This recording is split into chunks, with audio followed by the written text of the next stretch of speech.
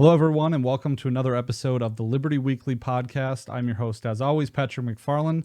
This one is episode number 177. Show notes may be found at libertyweekly.net/177. And on the horn is returning guest, Scott Spaulding. How's it going, bud? Great, man. Always good to talk to you. Yeah. I really enjoyed our last conversation, and we've gotten to know each other a bit better since then. And since then, you've started your own podcast. You want to talk about that a little bit? Yeah.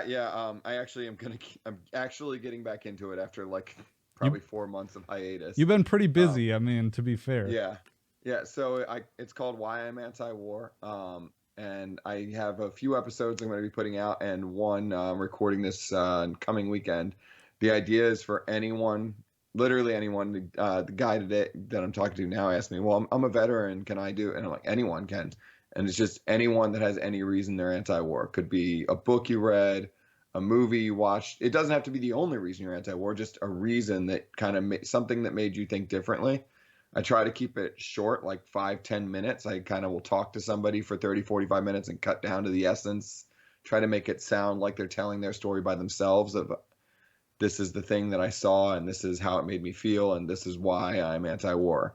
And the idea, hopefully, is to document 1,000 of these different reasons so that you can share that one that might resonate with somebody. And by keeping it short, hopefully they'll be willing to give it a listen. I don't know about you, but I've saturated my podcast feed to the point I can't listen to, adding something that's an hour long is a big ask.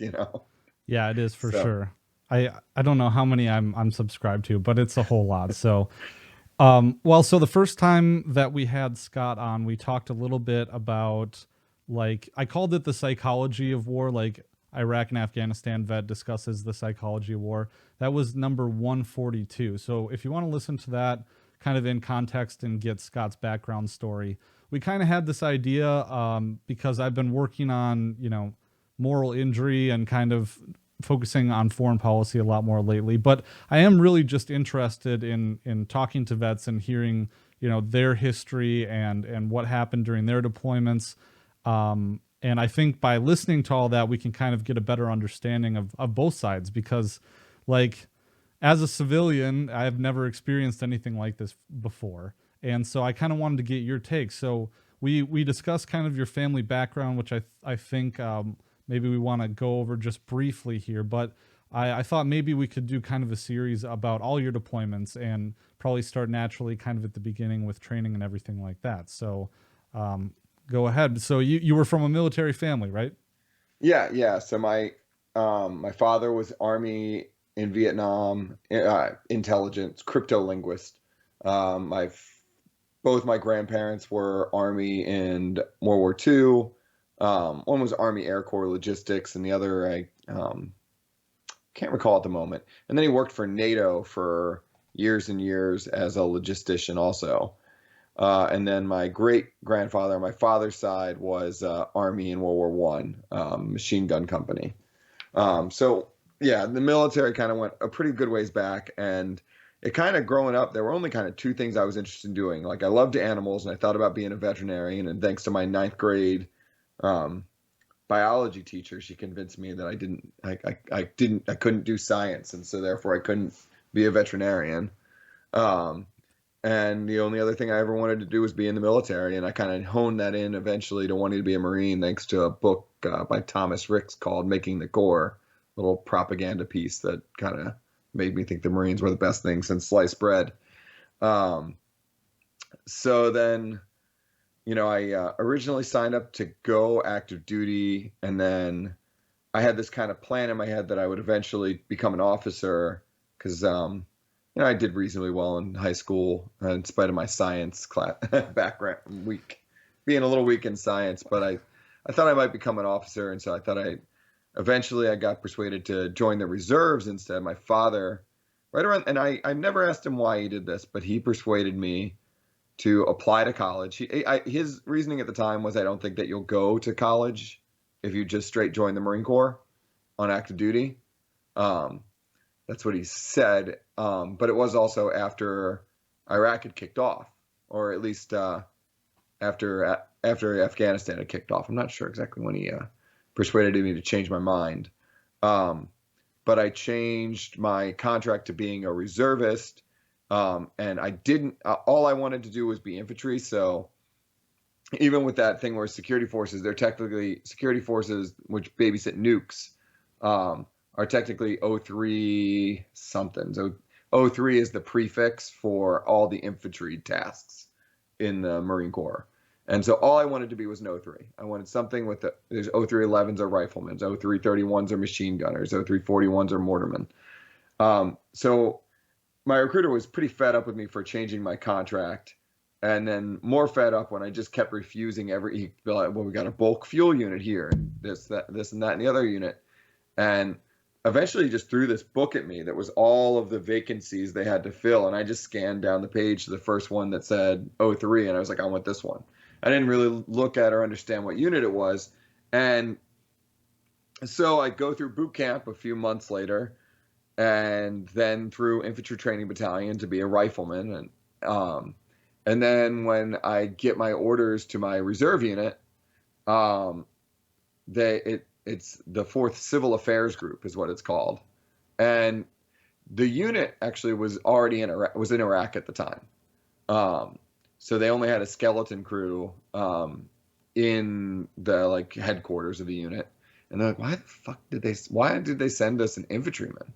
You know, they didn't really understand it, but they had a vacancy for an infantryman apparently in their operations section where they do training. So it doesn't really matter because that unit is not, that civil affairs is not a primary job in the Marine Corps. It's only a secondary one. And that's relevant because my training ended up being like everyone that comes to that unit gets retrained effectively to do this job. They'll take anyone from anywhere in the Marine Corps and then retrain them to do this job. And then you can go back to your old job in the Marine Corps whenever, or you can stay in the civil affairs unit. So they kind of say, well, they sent you infantry, but you're never going to be infantry. And I was a little bit like, what? But they say also at this time, this is 2000, this is like August 2003. They say, well, the unit is just getting back. They're on their way home from Iraq from the initial invasion. And we're going back again in June, the following June 2004. They already kind of knew that, not long later that we would be back again. So we have drill weekends every month, and then, eventually, and then I'm in college at the time. And then we're going to have this pre-deployment training where we're going to spend about, I want to say 2 months getting taught civil affairs by some Army officers, because they were the only ones there was only an Army civil affairs school at the time. So they sent their instructors up and trained us in the job the way the Army does it. And at the same time, by this point, most of the Marines who had been there in 2003 for the invasion were back in the unit, and they were like teaching us, well, that's the way the Army does it, but we do this way. And the job itself, and actually they didn't really articulate it as well, kind of just got honed. It got honed over time, but in one sentence, it's to maximize civilian support and minimize civilian interference for the battle space commander. So what that means in effect is whatever infantry unit you're assigned to, you are supposed to generally know all the significant civilians in the area, ensure that we have a positive relationship with them if we can. And whenever we damage something that we shouldn't have, to compensate them for that, and to try to prevent the Marines from actually doing things that would cause a major rift. So this could be identifying mosques, schools, things like that, making sure that we don't destroy them, and doing little projects, what they call quick impact projects, or bigger projects. You could actually get funding for millions of dollars for if you had the right idea and the right location. But you could pretty much, at the drop of a hat, spend about $5,000 of what was called SERP money. And that was actually an invention of the invasion. When they invaded, there was literally, I don't know the figure, but millions and millions of dollars of basically Saddam's gold hoard and otherwise. And believe it or not, like, they decided the best thing to do with the money was to redistribute it through the military, through these projects, these way like little things to improve and rebuild Iraq. Um, so that actually, the money dried up pretty quickly. Like within just over a year, they'd spent all of that, and then Congress started appropriating money to do the same thing. That actually happened while I was there. That the money dried up, and there was a big question like, is Congress going to vote to give us more money, like vote to start appropriating money for it rather than just using Saddam's horde? Do So, you think, sorry, do you, I don't mean to yeah. bring us off track, but do you think that the money went faster when it was Saddam's money or when it was Congress's money? Um, oh, definitely. Once it was Congress's, I mean, when it was the pace increased because more people became aware of it and adept at spending it. If Okay. that makes sense. Hmm. Um, Just kind of like like after time as the process went on, it was like easier to it became spend. the thing you do, and everyone learned how to do like the process for spending this money. It wasn't really something people were immediately familiar with because prior to that, like there are funds. Then there's an interesting podcast too, and that's a it was it Rough Translation did a series um about a woman who kind of helped push this along. Um, I'll have to think of it, but they did a little series, and it was about this woman who kind of was. There is a separate program that we're all trained as civil affairs to know about, which is basically like if you cause a car accident in a country we're not at war with, but it specifically says it can't be for combat damages. So like when we were in Iraq causing combat and even non-combat damages, it wasn't clear that we could use that money, and the lawyers would get involved and say, no, no, no, this is a war zone. This doesn't apply. But CERP basically had more leeway to spend it on pretty much anything, whether it was like battle damages or whatever. So we trained up, we learned our job of civil affairs, kind of. It was mostly academic courses.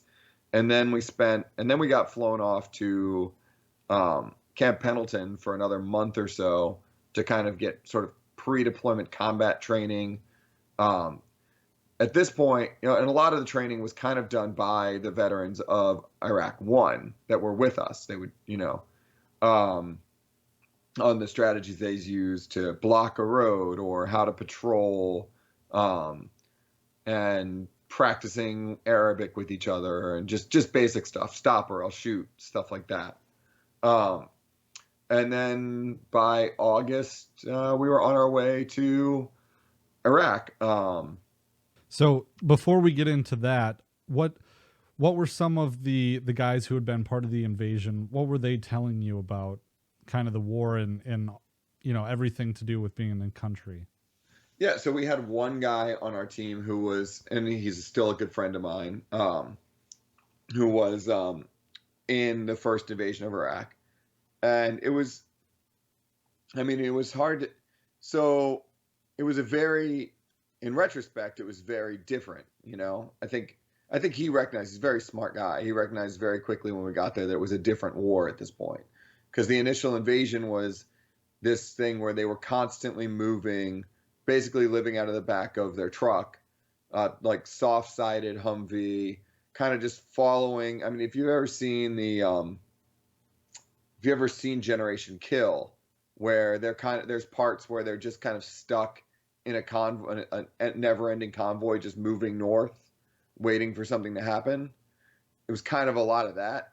And then they get somewhere and they stop and they try to figure out something they can do, whether it's like to meet with the governor of a village or whatever, and then after a few days pack up and move on again.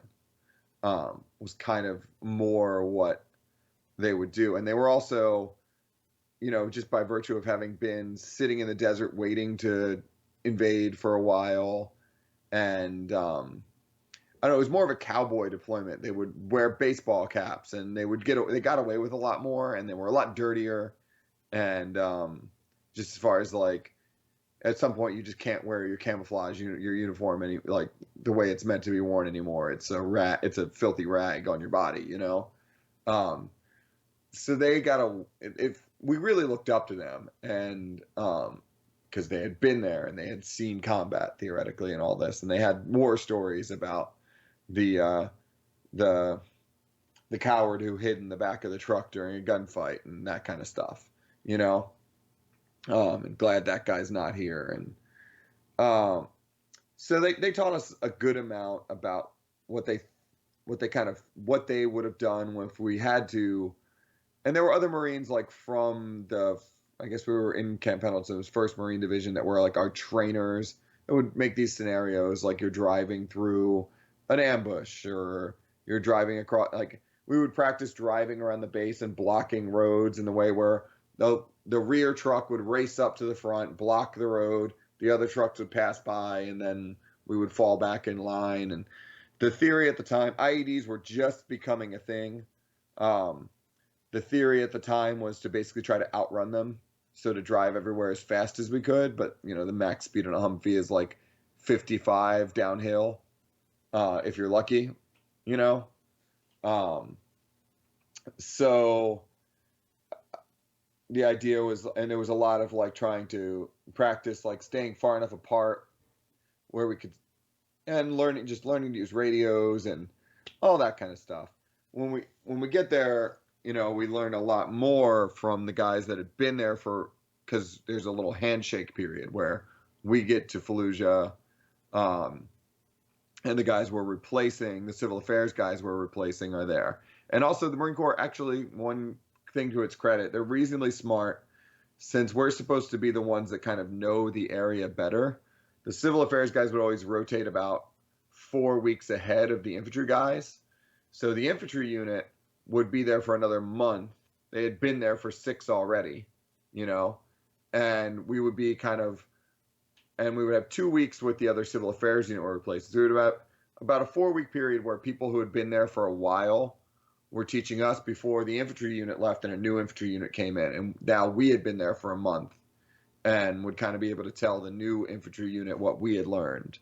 Um, so they always did that, which is reasonably intelligent. So when you got there, were you deployed right to Fallujah, and was this in preparation for the second battle?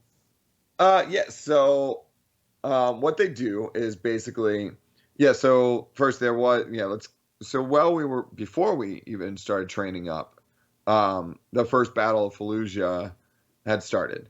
So that was kind of something that was on everyone's mind. There was this, you know, and at the time, I think the mindset was like, what is this like? Are they ungrateful? These are this. I guess the ideas were like the Sunnis were upset at losing their power, and that was what kind of we thought animated their resistance, was like, these are all former Baathists or just former people that had it better than they do now, that they, you know, were on the you know, wrong side of the power transfer, and that's why they were resisting, was I guess what we kind of made of it, combined with just their terrorists. It wasn't really deeply thought out who these people are. We knew that there was Zarqawi existed and was a name we would have heard, and that he was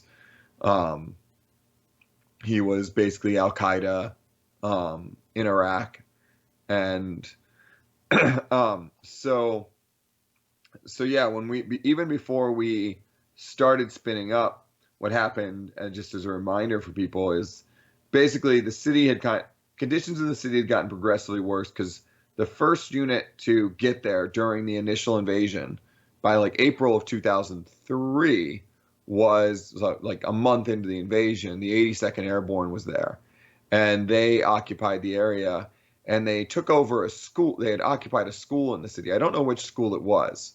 And pretty shortly thereafter, some kind of a protest formed against them kind of occupying the school. Don't know what was driving the protest exactly. I don't think anyone knows. But the reaction ultimately was to fire pretty much indiscriminately into that crowd. And they killed something in the teens, injured something in the double digits, maybe 80 comes to mind. I'm not sure that's exactly accurate. We can pull up an article.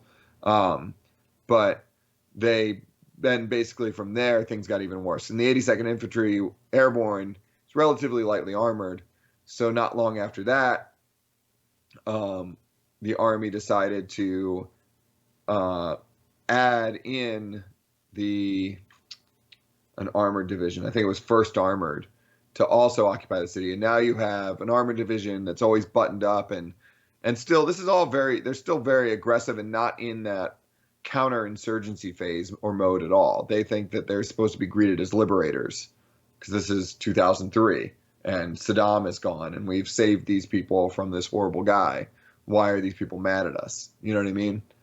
Um, and things kind of gradually got worse. The Army rotated out, and the infantry, Marine Corps infantry battalion rotated in, and they. This is, I wouldn't be able to exactly articulate it, but basically, what's called Al Anbar Province, the westernmost province of Iraq, was given to the Marine Corps as its area of responsibility, and they kind of divide up the whole country, usually by along provincial lines. This is the way we did it. Like the Marine Corps had Helmand Province in Afghanistan too. Pick like a province and give that to a division. So the Marine Corps, a division of Marines, will be responsible for this area. The 101st Airborne were responsible for this province of Iraq, and they kind of parse it up like that. So we knew that we would be going to Western Iraq, but they didn't tell us exactly where each of our teams would go. And then it's subdivided because the whole division is divided into 3 regiments, and the regiments divided into 3 battalions. And so they parse down the area. So the infantry battalion we fell in on was 27. 7th Marines are out of 29 Palms, California, and they had gotten so things in Fallujah got progressively worse until eventually no Marines would even go into the area. They would just drive around it and not go through the city. And on the other side of the city, basically, so on the Marine Corps division headquarters was at Camp Fallujah, just to the east of the city. And there's a highway that goes straight through the city and another one that kind of curves around to the north. The highway that goes straight through the city was called Michigan. There's always a code name for the highway, but the highway that goes straight through was called Michigan. And that highway, if you went straight across it, would go to the main air base the Marine Corps used called Habbaniyah. And Habbaniyah is where like a lot of things would fly in and out from. And so the Blackwater contractors were mostly responsible for logistical things. I think they were making some run for food or something along those lines. Yeah, so just not Habbaniyah, Taqadum, TQ. I'm sorry. Habbaniyah is the lake that's right next to there. Yeah, no problem. I'm gonna see. This is a new camera setup for me, so I'm gonna see if I can't put this on screen so that we can both see it. Yeah. You can see this here, but the problem is that the audience can't. Yeah, I'm sorry. No, that's okay. It's something I should have figured out beforehand. Yeah, so long story short, though, and the only reason geography is relevant here is it's a much shorter shortcut to drive straight through Fallujah, Mm-hmm. and that's the reason the Blackwater contractors went through there, even though they're kind of told not to. Okay, so can you see the screen right now? Yes. The map? Oh, you can. Great. Yeah. Okay, so Fallujah's right here, and then you're saying that it's for the Blackwater guys, it was easier for them just to go right through Fallujah. Yeah, to get to, if you move a little bit, if you show a little bit more of the map, there's an airfield just on the near side of the lake, near side to Fallujah. So scroll in a little bit, you can see it. It's in gray. Oh, I see. There. Yeah, okay. So that was a major airfield that we had. And the other way to go would be all the way around. You had to go up north on the highway and then come back down along that other highway. All the way to the north of it. Here. Yeah. Okay. So it was the difference of like a 30-minute drive versus 2 hours or something like that. So they took the shortcut through the city, and that's when they got stopped somehow, ended up murdered and hung from the old bridge in the city. And is the bridge right here? That's the new bridge. The old bridge is just to the north of there. If right you move here. up right there. I see. Yeah. Okay. Is that that's the bridge that Adam Kokesh talks about? Yeah, that's kind of the famous image of like some burned bodies strung up from the bridge. I see. And of course, the Marine Corps' reaction to this was kind of immediately to try to invade the city, um, and clear it out. But it ended up having pretty bad civilian casualties, and just not looking good, and a good number of Marine casualties as well, and just looking like a real mess. And this was in the middle of the election year. So in 2004 would be the election, and this was the spring of 2004. So they made this compromise, supposedly to pull out and hand it over to what they called the, say it was called the Al Anbar Brigade or something along those lines, who were supposed to kind of police the city and get things under control. And then they immediately turned coat to the other side after we armed them, and they were supposed to take control of the city. So that led to um, me being there, or the time that I was going to be there. And what we knew was there was going to be, at some point while we were there, um, some kind of full-scale invasion of the city. So when I first got there, we drove around the city. We took the long way from Takatam. We flew to TQ, and we drove to... Okay, I'll bring this back up again. So you flew to TQ.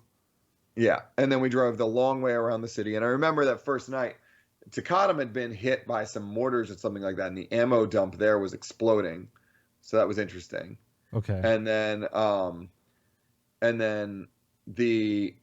as we come in, there's tanks firing from that. There's the main intersection entering the city. We called it the Clover Leaf, to the east side of the city where the main highway comes down. Yeah, right there. So like as soon as you show up, there's mortars hitting Takatam, is what you're saying? They had hit, and the ammo dump was exploding. I see. Okay. And then like we drive in, and there's tanks firing their guns into the city, at things as we get closer. So we were pretty like, and what basically it was understood that nothing was supposed to come in or out of the city at this point. The city was theoretically like quarantined, and nothing was supposed to come in or out. And eventually there was this constant like hunting for what they called rat lines, which would be ways that things were being smuggled in and out. And there was we worked pretty closely with the psychological operations, which are from the Army. The Marine Corps doesn't have any, kind of making these announcements saying people have to leave the city, that eventually that's going to be cleared, and there's going to be a battle. So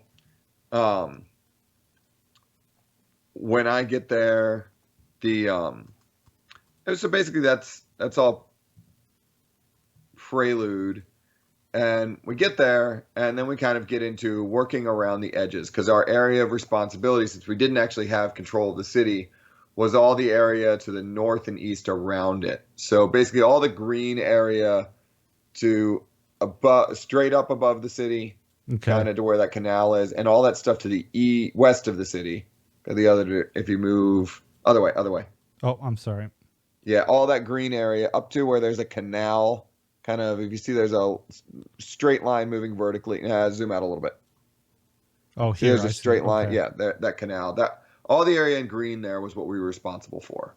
Okay, so the meantime, all of this here. Yeah. Okay. And we were going around, and we would, the unit we were with, or the unit we replaced, the 3rd Civil Affairs Group, had done some projects, this and that. We would like inspect those and their progress on them. They were building schools and mosques, and buying new prayer rugs for mosques, and repairing a hospital. I forget what other little projects. And then in the meantime, we were like surveying some things. So we were surveying, like, there was a technical college in the area, and the plan was to use that and another set of buildings as a place to house refugees, basically. As we remove people, I didn't even know it at the time. I didn't know exactly what we were doing there. I was a lance corporal, but we were going up to this technical college and basically trying to find out how many dorm rooms there were and whatnot, and how many people could we house there.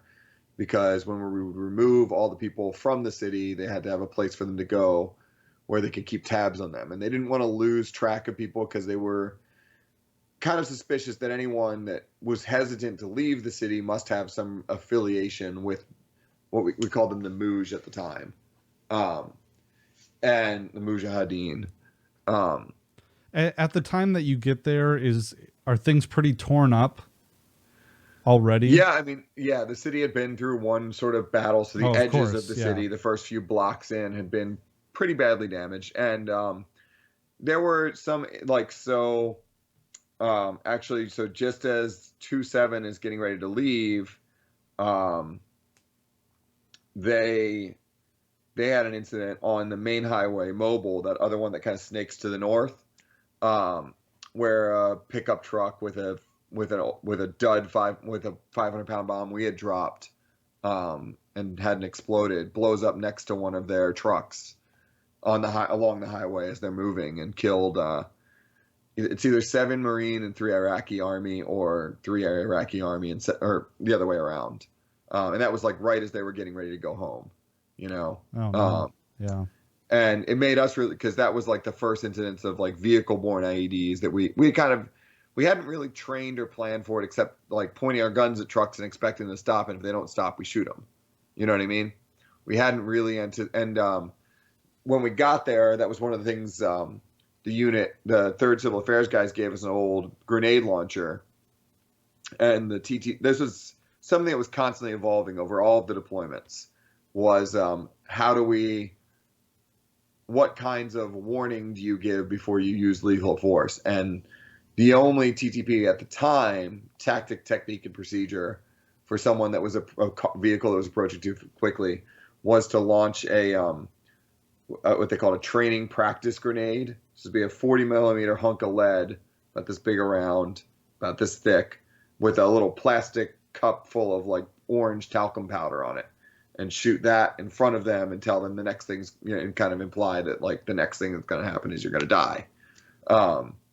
The problem with that, and that got squashed eventually, was that is a 1 pound hunk of lead going a few hundred feet per second. So that is still lethal if you hit somebody with it directly.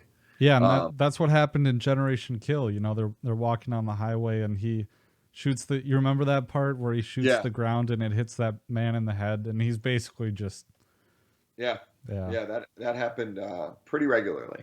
So Really, that often. I mean, I guess it makes I sense. saw a You good know. number of them. Let's just Yeah. say, and that was just Okay. me. Yeah. You know. Um.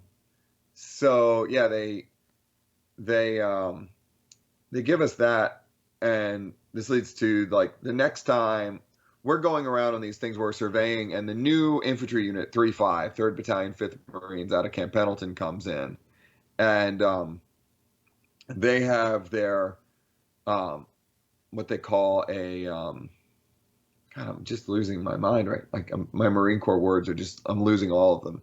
Um, Anyways, they have a person they call FAO, no, FAC, forward air controller. Sorry. No worries. Um, the FAC is a fighter pilot, usually, sometimes it's a helicopter pilot, but a pilot who has to do a ground tour after a few years. Every Marine Corps pilot has to do a tour with infantry battalion as a FAC, and their job is to be basically the pilot on the ground that can talk to other pilots for the infantry battalion. Okay.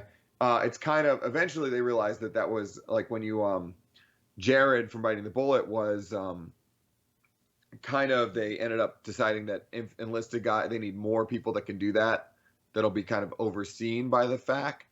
So they started training people, they started training enlisted people to be better at that job themselves. And a proficient infantry squad leader can call in an airstrike by themselves.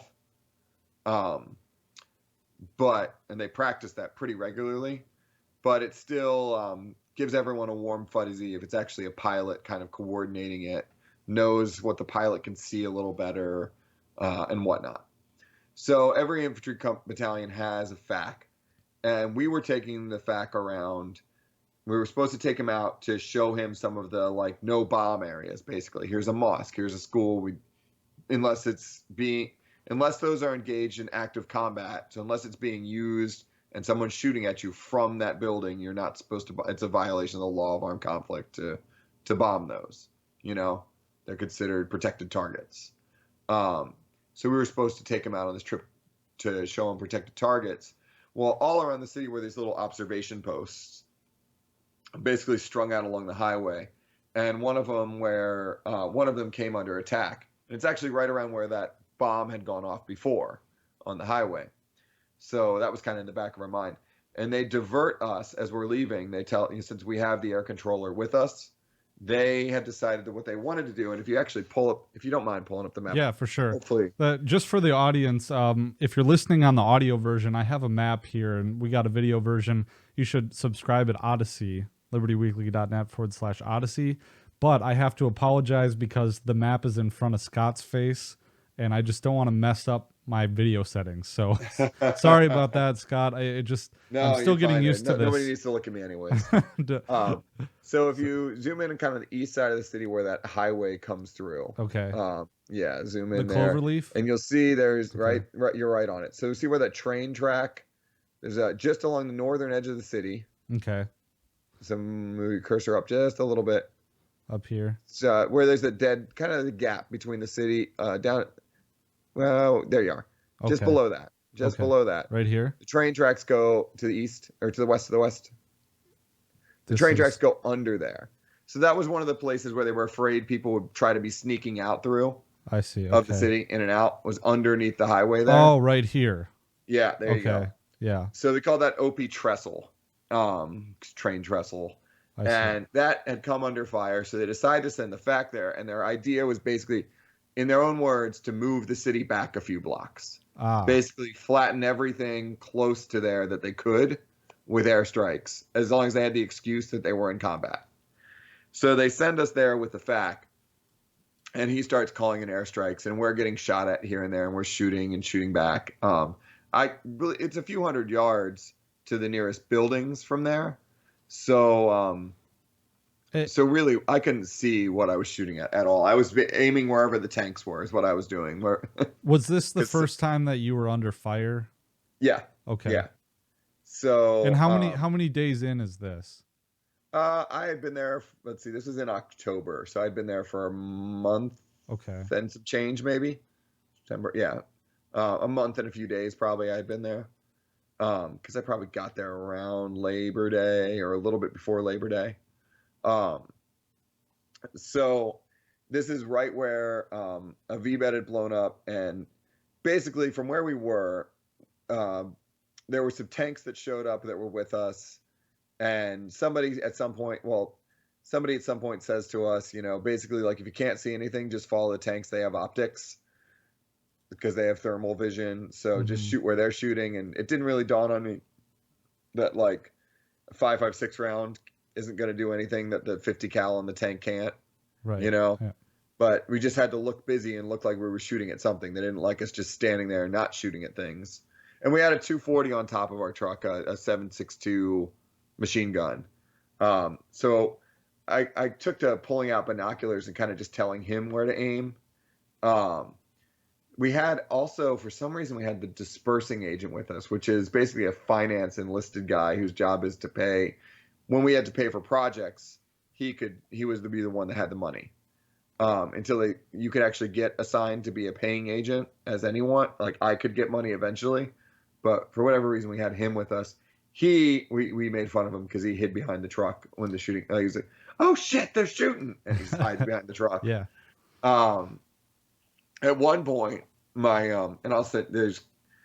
so somebody on the other side had a pretty good shot, or they were just putting a lot of rounds downrange, because my buddy got shot straight in the ACOG, and it stopped the bullet, which is incredible. Really? Yeah. Yeah. I wish I could. If I could send you the pictures, you could pull it up. Let me see if I can. I got them on a thumb drive here. Yeah, I think it'll. I think it'll work. Yeah, let's see here. But I have to ask, just while you're looking that up, did you have what I describe as reflexive fire training when you went through basic? Actually, that really. So they call it table 2 shooting, and that came later. We did some shooting practice, but it was nothing. nothing quite like what came later, which they called Table 2. They actually kind of found that after the first battle, a lot of people were shooting too high because their sights are off bore by a few inches when you have optic on your, and so people were shooting over the top of someone's forehead because they were lining it up with their sights at close range, and that's where sort of the reflexive shooting came, as well as the Well, what I'm describing is, just for the audience sake, as reflexive fire training, is this idea that you condition a soldier to pull the trigger as soon as the target appears, so the soldier doesn't really well, think about it. now that you mentioned there's a hint of that just with the regular what they call KD course, the known distance course, um, because every course of fire starts as you may start firing when your targets appear, and the targets are kind of below this berm, and then when somebody pulls them up. So there is an element of that, but it became much more regular later on. Like by the next deployment, they started introducing, and it became a scored part, but a little bit too easy of a scored part. Hey, everybody, and welcome to that portion of the show where I tell you how you can help support this content. If you're watching the video version, which you should be watching at Odyssey, you can see on the screen here, libertyweekly.net/support will get you here. And you can see all the different ways that you can help support this content. I've been doing this Rakuten shopping link where you save money at all these different outlets and you get cash back. And if you spend $30 in your regular shopping, you will get $30 and I will also get $30. So it'll be like a win-win thing. And you can continue using it and continue getting a bunch of cash back on your purchases with all of these outlets. I'm just looking here: Nike, Old Navy, Groupon, H&M, Adidas, Blue Apron, Norton Antivirus, Office Depot. So there's a lot of places that you can shop at and save money. Also, you can go on my Amazon wish list and see a bunch of the things that I'd like to purchase for the show. If you don't want to commit to a regular donation, or for Patreon bonuses, you can go there and see all the books that I'd like to research for the show, and you can purchase one and send it to me. Really appreciate that. You can also support directly with PayPal, one-time donation, Patreon, and Subscribestar. You can go there and get a bunch of nice benefits, such as early access to show, bonus content. You can also, we do a Patreon party where we have a group call, although since the baby's been born, I haven't been able to do one. But also I have a bunch of cryptocurrency links. I really do appreciate that. If you want to send me a message, you can use Cointree as well to do that. So libertyweekly.net/support. As always, subscribe, share, rate, review, do all those things. Really does help get more listeners listening to this content. Also, you should be watching this content on odyssey.com, ODYSEE, /@libertyweekly:3, or libertyweekly.net/Odyssey will bring you right to my page. I really do appreciate when you support my work with LBC. That's the cryptocurrency that it runs on, because it helps me get this content out to more people, because that's how library works. That means a lot to me. And follow my work at Libertarian Institute. I just published, as we discussed in this show, towards the end of the podcast, we discussed the article I just wrote, Why Can't Johnny Kill? 11th Hour Conscientious Objection and Moral Injury. And there will be a audio version of that next week. That will be the episode next week. And the video version is like one of the best videos that I've ever made, if I do say so myself. So you should definitely subscribe on Odyssey /Odyssey, ODYSEE, so you can watch that when it comes out. And patrons already have like long teaser episodes of that. So anyways, I hope you're enjoying this podcast. Really do appreciate that you're listening. Please tell everyone you can about it. Thanks a lot. Peace. So my buddy got shot in the ACOG. He got knocked out by it, but he was fine. He just had some fragments in his face. What's funny about that too is it was a store-bought ACOG. Some Marines had them, but his father was a shooter, and bought him one as like a going away gift, and he had mounted on top of the rail, so it was rail mounted, not like and our unit kind of let him get away with it. At the time, our unit was we were a pogue unit basically, personnel other than grunts, and to get away with some things, they actually authorized the commander had to authorize it. You couldn't just bring your hunting scope or whatever, but they actually signed off on a few people, including him, putting their own scope on their rifle. The Marine Corps would not tolerate that these days generally, but at the time, only some people, very rarely, had ACOGs, and the Like so it was, these days, could you put like Magpul furniture on your M4? you Or can put some furniture on. Sometimes it depends on your unit. Some are more uptight.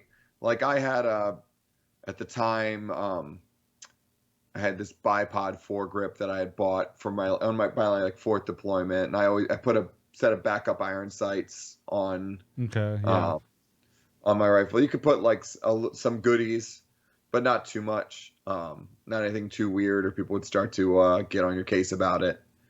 It kind of all depended. Um, so yeah, at the time though, there weren't really. We were still using M16A2s with like the plastic handrails oh, and okay, no Picatinny rails or anything like that. Um, so he got hit in the scope and got knocked out briefly. And then later on, I basically we had just gotten our first up armored Humvee. Oh, that's another bit, sort of related. That was the first up armored Humvee I think our unit got prior, and these were still basically thin skinned, except the doors were armored, and there was some like quarter-inch plating along the bottom, but nothing crazy. And there was a turret with a plate on the front, but not like a full surround, like a deflection type plate. mm-hmm. Prior And to that, our trucks were like the 1980s model of Humvee was the oldest. That's the one this one replaced. But literally, we had like maybe quarter-inch or maybe half-inch boiler plates bolted onto the sides.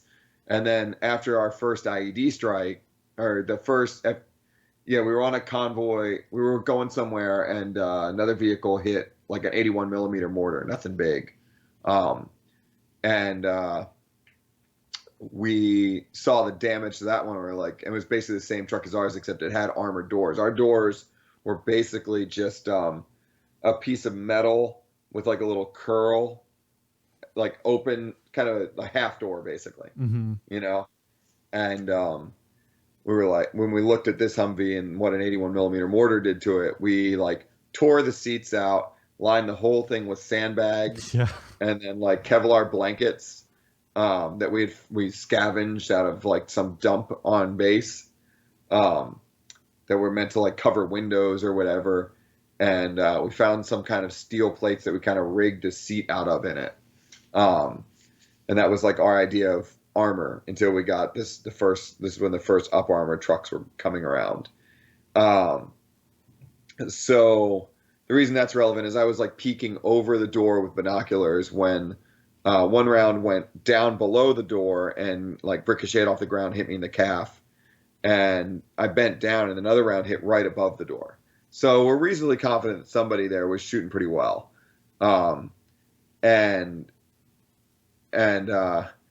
then he was a staff sergeant at the time. My friend, my team chief, was in the machine gun, and he started getting shot at after, and we literally buttoned up the truck and just were like, there's no point. Like at this point, we've been like shooting.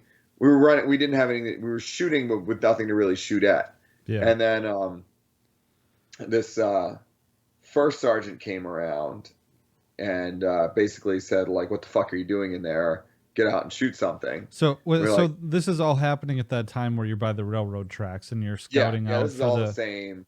It Yeah. went on for a few hours probably. Okay. And because they're just calling in airstrike after airstrike, blowing up one house and then another and then another. Okay. And then And at this time, is the city cleared out because? oh no. So Okay. this is like what we've been telling people is to get out of the city because there's going to be a battle. But we know that people have not, like, I don't know how they got this metric, but they knew that like not everyone had evacuated yet, you know? Yeah.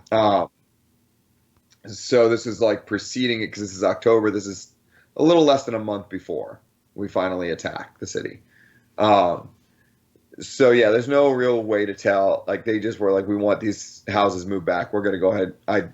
No real way, no real bothering to decide. There shouldn't be any good guys in there anymore. We've said the city's been like cordoned off for months at this point. There shouldn't be any good guys in there. So whatever. So they were flattening houses, and what this first sergeant tells us is to start shooting cars that we see. And most of Iraq, they have a they have in-ground water supply. They have fresh water piped to houses, but it was intermittent. So what usually people do is they have a big plastic cistern on the roof of their house, and the water will pump into that, and then they'll have a few hundred gallons on the roof of their house in the event the water's cut off for a while. So they have like a reserve tank on the roof of every house, and or at least people with a little bit of money do, and they're like. And again, they're talking to the civil affairs guys. We're supposed to be the ones that kind of stop these things from happening, but our brains were kind of out the window. And they're like, you need to shoot up the water supply to deny the enemy. Not regarding that, like, actually water's one of those things that's kind of a protected target too. It's just causing undue suffering, right?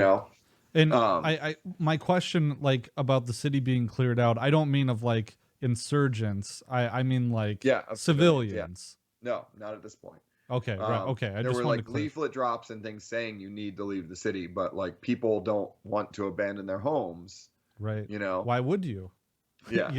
I mean, a good amount of people had. Yeah. Like it was maybe half populated or less at the time. I guess like I understand the sentiment of like not wanting to leave your house. Like just pick up everything. Could you imagine it? Like everyone here, it's Well, and you can't bring all of your stuff, so like everything's going to get looted or destroyed if you leave. So a lot of people did stay behind for that, and that becomes relevant kind of because what our next job ends up being is when the battle starts. So we have to like try to make these arrangements for what will happen to people when the battle starts. And so we arrange these dorms at the technical college are supposed to be where they go. Right. And we arrange for like tents to be set up outside this other city called Fallujah that's to the northwest of the city. And like we make these arrangements for tons and tons of like halal meals to be delivered to us that we can then deliver there to feed them while they're away from their homes, So then when the battle starts in the beginning of November, we have a few days warning, but then there's like a total blackout. We're not supposed to, talk on the phone to anyone for a few days. We go to a staging area north of the city, kind of in like a desert area near one of the observation posts and kind of set up there. And there's a funny moment where like, well, you're never supposed to sleep under your vehicles. In general, the Marine Corps has a bug up their butt about that because it's an easy way to get run over when somebody decides to move it and doesn't realize you're there. Right. But I was sleeping right next to mine. This is the night before we're supposed to start. And they had sent, the engineers have this thing called the Armored Combat Earth Mover. It's kind of like a bulldozer, but it has this weird thing where, I guess to save weight or something like that, it kind of can eat the dirt and then use that as ballast so the blade can dig. So it has a blade on the front that it can lift up, and it can kind of like dig in and fill itself up with dirt and then put the blade down and use the dirt that's in it as ballast to help it push harder, I guess. In any case, that thing, they decided that they wanted to put we were kind of staged in a circle, just wait like as 360-degree perimeter. Not that we were expecting anything to happen to us. And I'm sleeping next to my truck, and somebody else is on the gun, and the earth mover comes to dig literally right next to the truck, a little ditch for us to park it back into so we can be below grade. And so like all of a sudden I wake up and I could have been mauled by the thing. So I like rolled over underneath of my truck, and it dug the little ditch, and then I was like, what the fuck? Um, and so then we like, park our truck in that. And then the next morning we moved down.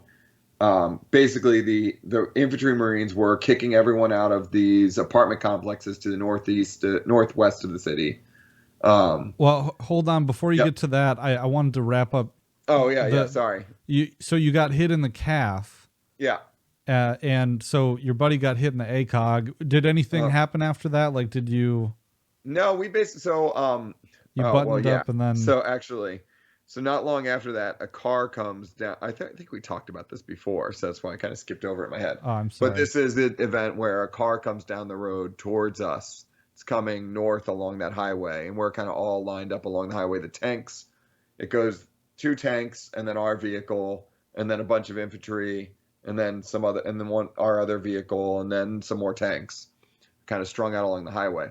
Well, tanks can't see very much. So nobody, even though there were a few hundred, maybe not, maybe 100 yards to our left, um, they didn't really see it coming, and we didn't really think of like any kind of like things might be driving down this highway.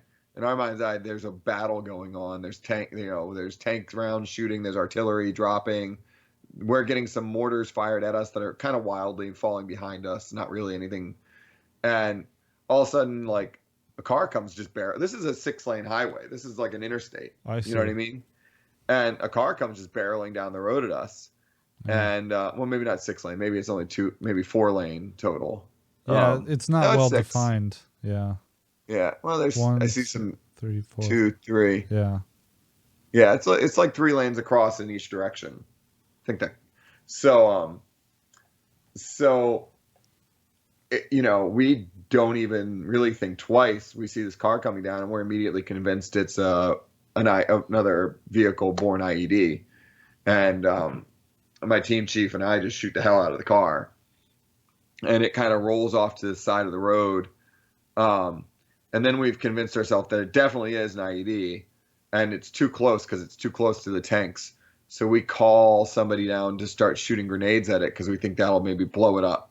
This is not great thinking, but we were like, we don't want it to go off unexpectedly, so better that we try something to detonate it than while we're hiding behind our truck, Mm-hmm. so we have some shelter. Um, and we didn't want to like approach it and search it because if the guy inside was alive or anything like that, he might blow the truck up. So for a while, we're just like lobbing grenades at it. And then eventually that's not working. And we're convinced that like, well, whatever's inside is dead. And we moved on. And then a white flag, like a bloody white flag starts waving out the side of it. Mm-hmm. And we didn't approach it. The guy who had been in the first Iraq war from the other half of our team, he was in the other truck. They had the interpreter also. He comes down and brings a medic, and they help a father who's been shot through the gut and his son who's been shot through the arm. And as I understand it, there was a third person child in the car who we had shot. Basically, those two get out of the car, and they put them in the back of their truck, and there's one other Marine who's been shot through the thigh from the infantry battalion, and we're gonna go back to the hospital in Camp Fallujah. So we take this guy and his son and one Marine, and then I don't want to say his name. My friend gets his eye looked at, and while I'm sitting around there, I didn't really at the time. I'd heard this myth before that like a 50 cal round, when it goes by your leg, could take your leg off without even hitting you. It's just a Yeah. stupid myth, I believed. Um, So and like, so I felt like, well, this was probably a 308 size, 7.62 Russian, or 7.6, by 54 Russian round or whatever. But I figured, well, maybe it was just really close, and that's what I felt hit me in the leg. I didn't really look closely at the time. So we're sitting around waiting for my friend to get out. They're looking at his eye and making sure there's no damage. He has little bits of frag in his face, but nothing serious. And I guess checking him for concussion or whatever. I look down at my leg and see a little bit of blood running down my leg.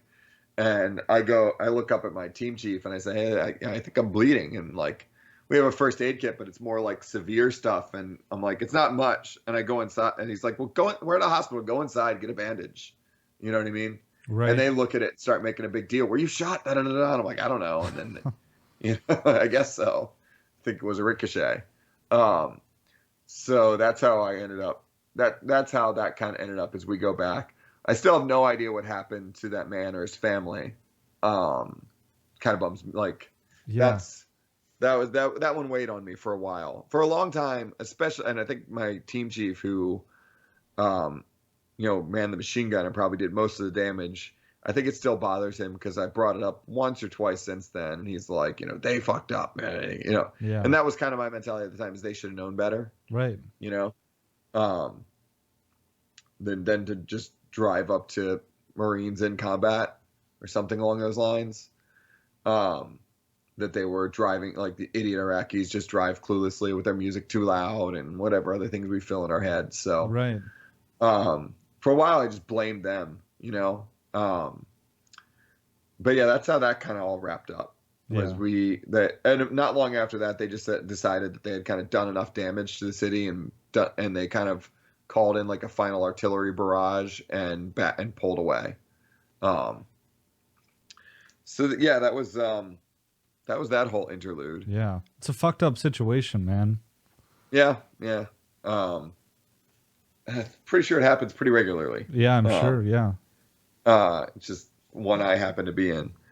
The So then for a while after that, we're going. We feel like we're Billy Badasses now because we've been in our first gunfight. Yeah. I'm sure. We Yeah. were like more bad, and everyone in our unit from the region, because that we were all attached to different infantry battalions. They're adjacent to us, but not. We don't see them very regularly unless like we had like maybe a monthly meeting or something like that at Camp Fallujah, where our team leaders would go to Camp Fallujah and then have like a monthly meeting, and then we would all hang out around our trucks and smoke and bullshit or whatever while our team leaders were in like a civil affairs wide meeting. So of course, like we were the heroes because we one of the first ones to get in a fight for my unit. Hmm. So a lot of bullshitting and killing more time, and a lot of like more going to other areas around the city until the battle. And then when And the battle comes, I'm sorry. Did yeah. your calf heal up? Like, were you weren't Oh out yeah, of yeah, it was action for? nothing. It Yeah. was nothing. It was a scratch. I see. Okay. Um, for a while, like I could almost say, I would almost say I would hope that there was at least a piece of metal in there. But as far as I know, there's not. um, like it literally just like scratched my leg. And what's funny actually, and I noticed after the fact, and this one I didn't notice until we got back to our base after leaving the hospital, when I took my flak jacket off and whatnot. A little piece from the bullet that hit the roof of my truck, Oh. a little piece, and actually there still is a tiny scar. You can see it more than the one on my calf. A Yeah. little piece of metal kind of went down and cut a little tiny, like I'm talking this big Mm. cut along this part of my shoulder right here. So actually a fragment from the bullet that hit the top of the truck got me too, Yeah. which is just funny. Um, That's correct. Did that mess with you at all? Like that? well, not at the time. I kind of just considered myself really lucky and thought it was really cool. Hmm. Later on, I kind of used it like when I got home and I knew I was going on another deployment. I kind of used it as an excuse. Well, like I cheated death on this one, so I'll probably die on the next one. I think we talked about this before. Yeah. I kind of had a death wish already, so this was just like all the more reason to blow all my money and drink and buy everyone a drink every time I was at the bar, um, because I wasn't going to take it with me. You know what I Right. mean? Yeah. So it kind of just like fed into that mentality even more so. Um, Is that kind of like, when I read stories about, vets buying a motorcycle or something like that? I mean, did you ever experience something like that, like thrill-seeking behavior? Not so. I mean, there definitely was. I wanted to buy a motorcycle for a while and just never like I always like prioritized other things. Um, I don't really have that like quite exactly the extreme sports do crazy things Hmm. mentality. But I think it is related. I think overall, I don't know if the military selects for them, or if it's a symptom or a culture overall. But I think I always get time preference backwards. But Yeah. I think, well, it's actually, this is a sort of a tangent, but I think there is a anthropological theory that like people in high mortality environments Hmm. tend to increase their time preference or decrease it. Which way does it go? When you start to do maybe less responsible. Right. Right. Yeah. Okay.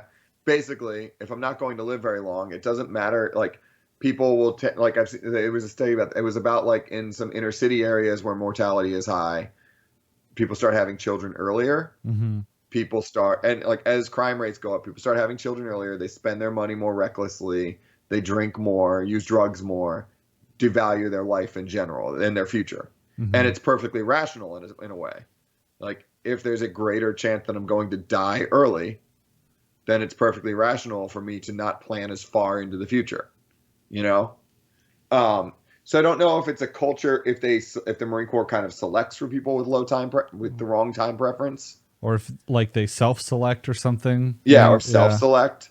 There's plenty of people that are like, fuck my life, or I'm signing my life away. That's what I'm Hmm. here to do. You know what I mean? They want to give up responsibility for their decision making. Plus, there are some people that, want 3 hots in a cot, Hmm. they want all that stuff done for them so they don't have to plan for their own future. There, so it's hard to know if they self-select or if the Marine Corps does look for that, um, or if it's a consequence of the culture, but there definitely are people that make increasingly bad decisions in part because I think they recognize that their life is less valuable in Hmm. some way, or that their future is less valuable than it would be in other circumstances, you know.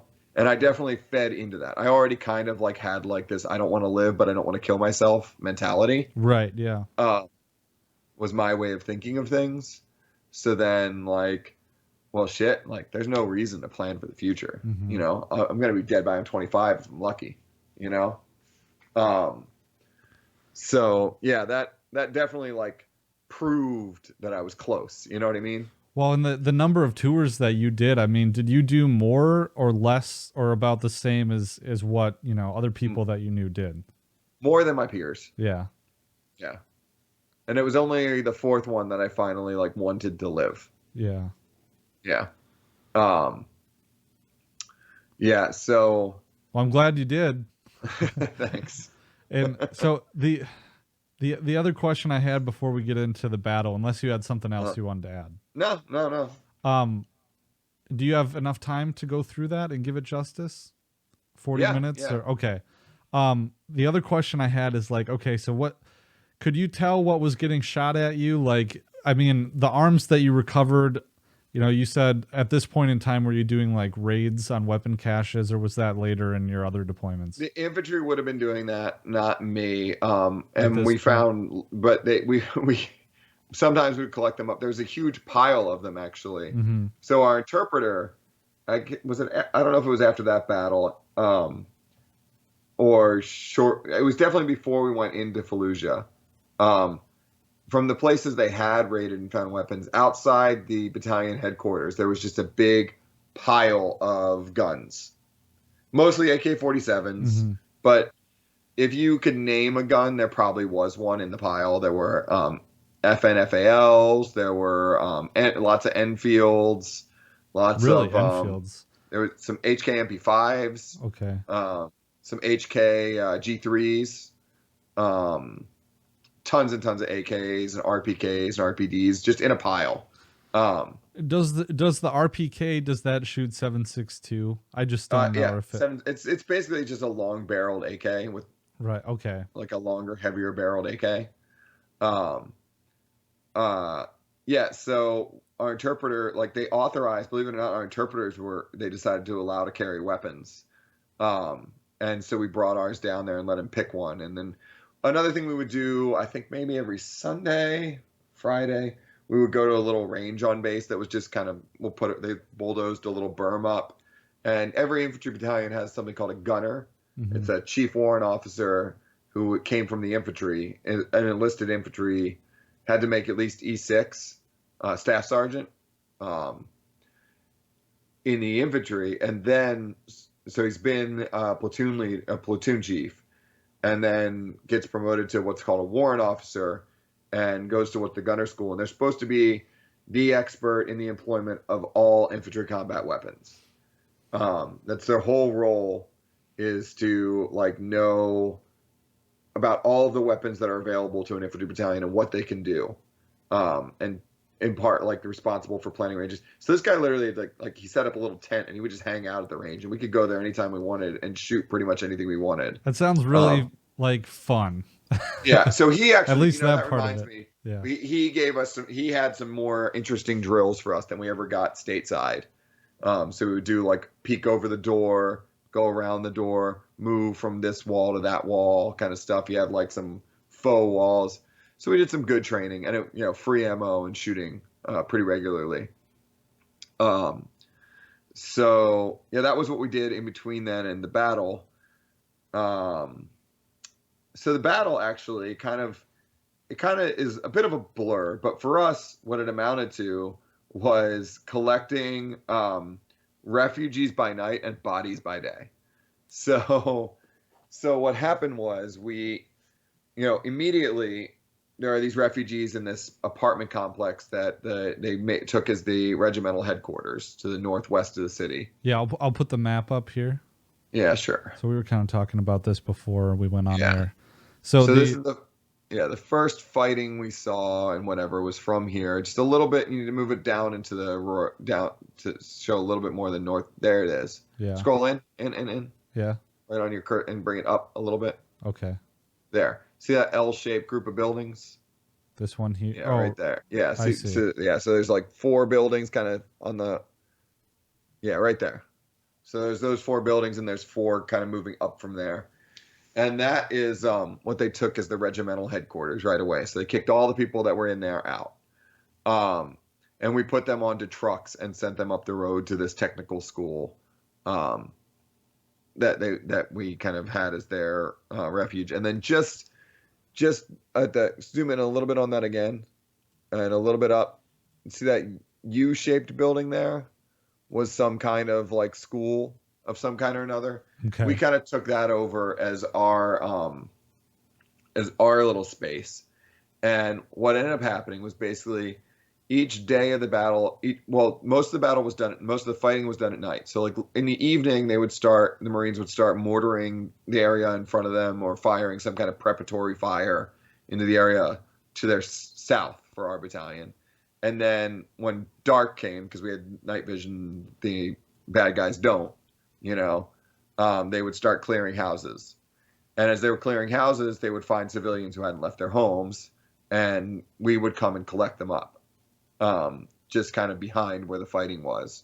We collect them up, and we would take them to our little staging area, that little school, and kind of keep them in the courtyard there, feed them, and have like medics look at anyone that was injured.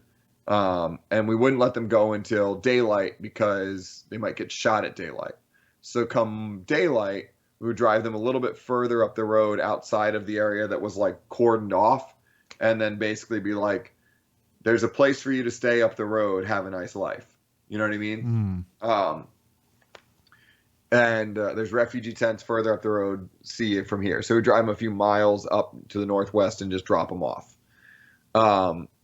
So by night we would collect civilians, and then after the first day or so, an imam from somewhere to the northwest came to us and offered to start collecting bodies and burying them and giving them Muslim burial rites, because Muslim tradition calls for being buried by the next sundown, if at all possible. And it doesn't matter if you are good or bad. You know what I mean? Yeah. You deserve a proper burial. So basically he organized his own congregation to do this voluntarily. So then each morning we would drive the civilians up to this checkpoint and let them go. And then we would collect this imam and some of his parishioners, search them, and then load them into our trucks and drive throughout the city, zigzagging around looking for bodies. And we would go to each like infantry company and ask them, did you kill anyone? Where was any fighting last night? and we would collect up bodies, um, and like any weapons that we would have to be with each. So we had to go around with each group and escort them because there was a lot of concern about maybe some bad guys trying to sneak back in or infiltrate. There was some skepticism of this little plan, because and there was also concern that they might use this as an opportunity to sneak people out. So it's a funny story. So we're finding all these dead bodies that have been. It was warm in November there, and some of them smelled awful, and gases and bloating and whatnot happened pretty quickly. So there was one occasion where they would put all the bodies in a body bag. We provided them with body bags, and they would put them on this flatbed truck. And we're following them out of the city. I'm in the back. We have one truck in front and one truck behind this flatbed truck, and there's bodies on it. And who knows what the reason is, but one of the bodies just started sitting up. Oh. And then laying back down. And then sitting up again. And then laying back down. And like the third time, we were like, I'm shooting this motherfucker if this happens again. And then we pulled it over and we opened the body bag up and it was dead. But it was bloat. It was just the gases in the body moving around with the truck, making the body do weird shit. Yeah. That is weird. I've heard things like that before. Just with the gases expanding. Yeah. That's just So it was pretty gruesome because there were, just a lot of nasty maggot-eaten bodies. We also were going around with these fuckheads we lived with. They're always weirdos. There's a job within the Marine Corps. Morticians?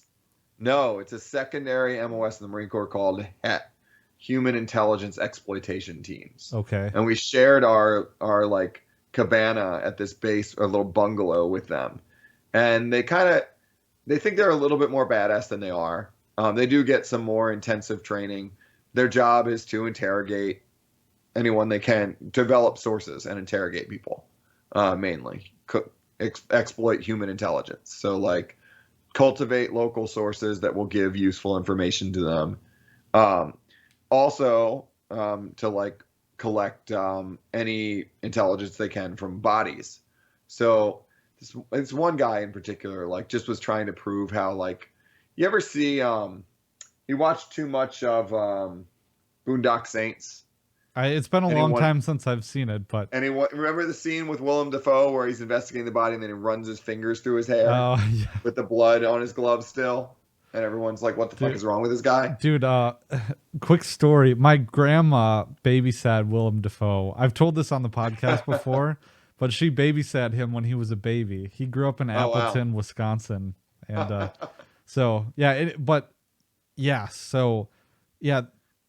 it seems like they would select the Marine Corps or the military would select people with certain personality traits to do that. Yeah. Well, they were authorized to do mild forms of torture also, like pouring Tabasco in people's eyes was one of their techniques. They were very proud that they could do. Which kind of seems like very lame, but also it would not be pleasant either, right, you know? And, mainly, so those guys ended up being a bit of a problem for us. We got along, we shared a like bungalow on this base with them, but like the one guy just wanted to prove that he was like a psychopath. So one of the things you're taught actually, if you come across a dead body, and there's any reason at all to suspect it's alive, one of the things we are taught is to kick it in the testicles. That's a pretty sure way. You're supposed to have one person like standing at a 90-degree angle, so the body's here, maybe I'm here, and you would be here. So if it turned out this person was alive, this person could shoot it without shooting you. Right. You know what I mean? Yeah. And then one of you should make sure that it's dead. And the way you're taught is usually like to kick it in the testicles. Because that would be it would not be considered a like Geneva violation for maiming a wounded for like attacking a wounded person, right? Stabbing, you know what I mean? Yeah. And you don't want to do a sternum rub or something, because you don't want to get close and personal, right? You know what I mean? Yeah. but he took it to he was taking it to the nth degree. He was stabbing. He was just putting his bayonet into things and stabbing them, and like just with like kind of gusto, he would like cut. It was the like military vest off the person. He would kind of stab into them and cut the vest off and just make a mess for no reason. And of course, like we have the body bearers there. Like, what the fuck? You know what I mean? Right. We had to keep that. Like they're trying to give this person a Muslim burial, and then you have this, so we had to like try to get him, like. You have the locals there seeing this. Yeah. Oh Yeah. my God. Okay. Yeah, and this guy is like trying to show off. And the whole idea is he's supposed to be looking for like maps or actionable intelligence. You know what I mean? Not just like being a fucking nut job. So yeah, so that was mainly the battle for me at first, was just this. The infantry is to our south, clearing each block by block. Yeah, here I'll put up the map. Can you kind of explain what you were explaining to me before we recorded? Yeah, so basically, they divided up the city into the northern and southern half by that main highway. This one here, 11. Yeah. Okay. That was called Michigan. And then they kind of gave every street that runs, pretty much every kind of through street that ran north to south had a man's name, starting with A in the east all the way down to like. I know one of the main roads that your cursor is near was Henry. So they only named a few of them, but like. I see. So like this Henry was kind of in the middle, or. Yeah, actually it was further west than you'd think. It was further the other, that way. Like the next one over might have been Henry. Okay. Or the one after that. And basically those were called phase line. And then across the city were ladies' names, girls' names. So like the northernmost road, it was April. Okay. And then like Betsy or Beth or something. I think it was Beth after that. And then Elizabeth was actually Elizabeth was the main road, I think, across the city. Kind of the main road straight through ended up being Elizabeth. Okay. So it wasn't that many. But each of those was called a phase line. And the city was divided. There were, I think, about 7 battalions there. Because, so kind of each major place where there was a clear like north-south running road, an infantry battalion would be responsible for. So they divided it up into little sections, and basically each unit was supposed to move south like one road each day and stay in their little section of the city going north to south. Okay. So that way they would stay in line with each other, so no one would get too far ahead. And you would know where everyone is if you were calling in airstrikes or whatever, that no one should be further south than this line. You know what I mean? Tonight we're gonna clear down to Fran, and then the next night we're gonna clear, first we're gonna clear down to Elizabeth. Tomorrow night we're gonna clear down to Fran. We're gonna move south X many blocks, and so that would be the area that each infantry unit was responsible for kicking in every door and searching every room in the house. And obviously there were some pretty nasty places where they got. It was pretty terrible fights. I wasn't actually really there for any of that because, like I said, I was just collecting civilians that they found as they were doing this. And it kind of went on like that for, I want to say 7 to 11-ish days. I know that like Shane Hazel was in the southern half of the city. And I know that some other people that exist on Twitter who may not want it mentioned, but one was like with armored division to my east that was moving. He was Army, but they were moving north to south with us. So basically, eventually all the units kind of met in the middle. You know what I mean? Yeah. And then the whole city was considered to be cleared. And then there were no civilians in the city at all at this point because literally every house had been searched and anyone had been kicked out of the city completely. And then we re-cleared the city as most of these other units were responsible for another part of Iraq. So they were surged in and then had to go back until there were only 2 battalions, one for the north half of the city and one for the south half of the city. And it was 3-5, the battalion I was with, that kept the north half of the city, and I think it was 3-1 that kept the south half of the city. And we re-cleared the city they went back through the city one more time. And at this point, they know there's no civilians there. There shouldn't be anyone there.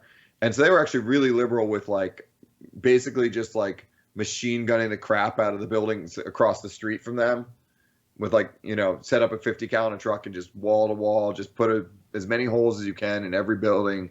And then we'll go through and we'll check and make sure that everything it's as clear as we think. Another thing that happened then was he actually made his way pretty high up in the Marine Corps, but the executive officer of the battalion I was with, he actually had to be sat out for a while because he kept like going into fights. And he's the second in command of the battalion. He had been had his bell rung pretty good by a few grenades already. And for a while he was told just not to go into the city at all because he had gotten himself into too many fights. And then eventually but then when it was all over, he had like a map. And I remember seeing him as we're going into the city, because I'll tell you about our next job that we did. We're going into the city to kind of start planning the reconstruction efforts and stuff like that. And he's going around with his patrol. He had his, what they call it, personal security detail, his PSD. So like the first in command of the unit, the second command of that unit had what was called a PSD. Few Marines and a few trucks dedicated to like taking them wherever they need to go and, protecting them. And he had them carrying around jugs of diesel fuel, or JP8, like the fuel we use for our trucks, which is just kind of a halfway between kerosene and diesel fuel. And places that he had decided were had been bad guy havens, or he had taken fire from, whatever it was, he was having them burn them down. After they had already been shot to hell, he just had them pour jet fuel all around the house and burn it down. So I watched him once go off on a patrol with cans of diesel fuel, and then a few houses are alight, and then his Marines are coming back with empty cans of jet fuel. I mean, of course, these are all cinder block built buildings, so you're just kind of burning out the interior of it, and whatever crap is inside, you're not really destroying the structure unless it melts steel beams. Yeah. I was thinking about mentioning that phrase, but I didn't know. Yeah. So yeah, that was one of the other shady things we saw, that we kind of failed to do anything about. But every house in the city was considered basically a total loss. We weren't going to, it was already determined we weren't going to do any battle damage for Fallujah. Basically because it was all considered a total loss, and the people who live there were just going to be on their own. So normally when there's battle damage, people can make a claim, and we'll pay them out of that SERP money that I was talking about before. Yeah. But since this was just, no, you're not eligible because you're from, this is in Fallujah, and there was no way we could pay to repair every house. Was effectively what it was deemed. Now, the civilians there that you did interact with, and I know there's a language barrier, but did you get the sense that they were supportive of the militants at all, or were they just, go ahead? Yes. I mean, it would probably be fair to say that some of the people that were evacuated were, I mean, they would get interrogated by the het guys or somebody before they were let go, if they were fighting age males or whatever. It's probably fair to say that some of them were insurgents that had seen enough and did not want to play anymore. Decided it wasn't their day to die. It would probably be fair to say that some of them were weird. There was a Somali family that was kind of looked upon suspiciously because why are you here? Foreign fighters. It would be fair to say some probably had sympathies. I think most, from what we could gather, just wanted to some of them were family members had medical conditions. There was one at first, it's not great. It's definitely substandard, but there were these two visibly disabled, mentally disabled in some way, twin brothers, and their somewhat elderly father, and they had been he kept them kind of chained to the wall in the house because I don't know, I mean, this obviously wouldn't be a standard of mental health care in the United States, but right, it was an old father who clearly loved his sons, but for whatever reason he kind of had them chained up, and at first they they made it into this thing like, it's a torture chamber. You know what I Right. mean? Yeah.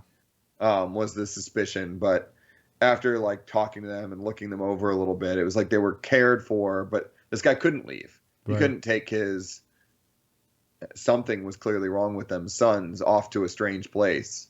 You know what I mean? So Man, like I couldn't there were some of imagine those that. situations.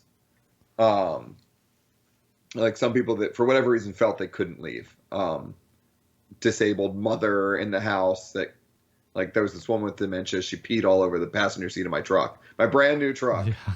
We couldn't get her into. We were evacuating people in the back of a 7-ton truck, and those things like they're about getting the bed of the truck is about eye level with me, and I'm 6'1". So like there was no getting this like 4 foot nothing dementia riddled old woman into the back of this truck. So we put her inside of mine. And at one point, she just looks over me. She kind of starts making this smile look, and she just peed all over the seat of my car or my Humvee. I was so mad about it because then I had to clean it up. But like, so there were definitely situations where people were just like, I guess we'll just have to ride this thing out. Like, don't know Yeah. what else to do with Right. my dementia mother-in-law. You know what I mean? Or my special ed sons that can't cope with another environment, you know? So it must have been horrifying and horrific for those people, you know? I haven't really Yeah. considered that before, Yeah. you know? I just could understand like why they didn't leave, but I never considered like what it was like to like try to hope to survive that, you know?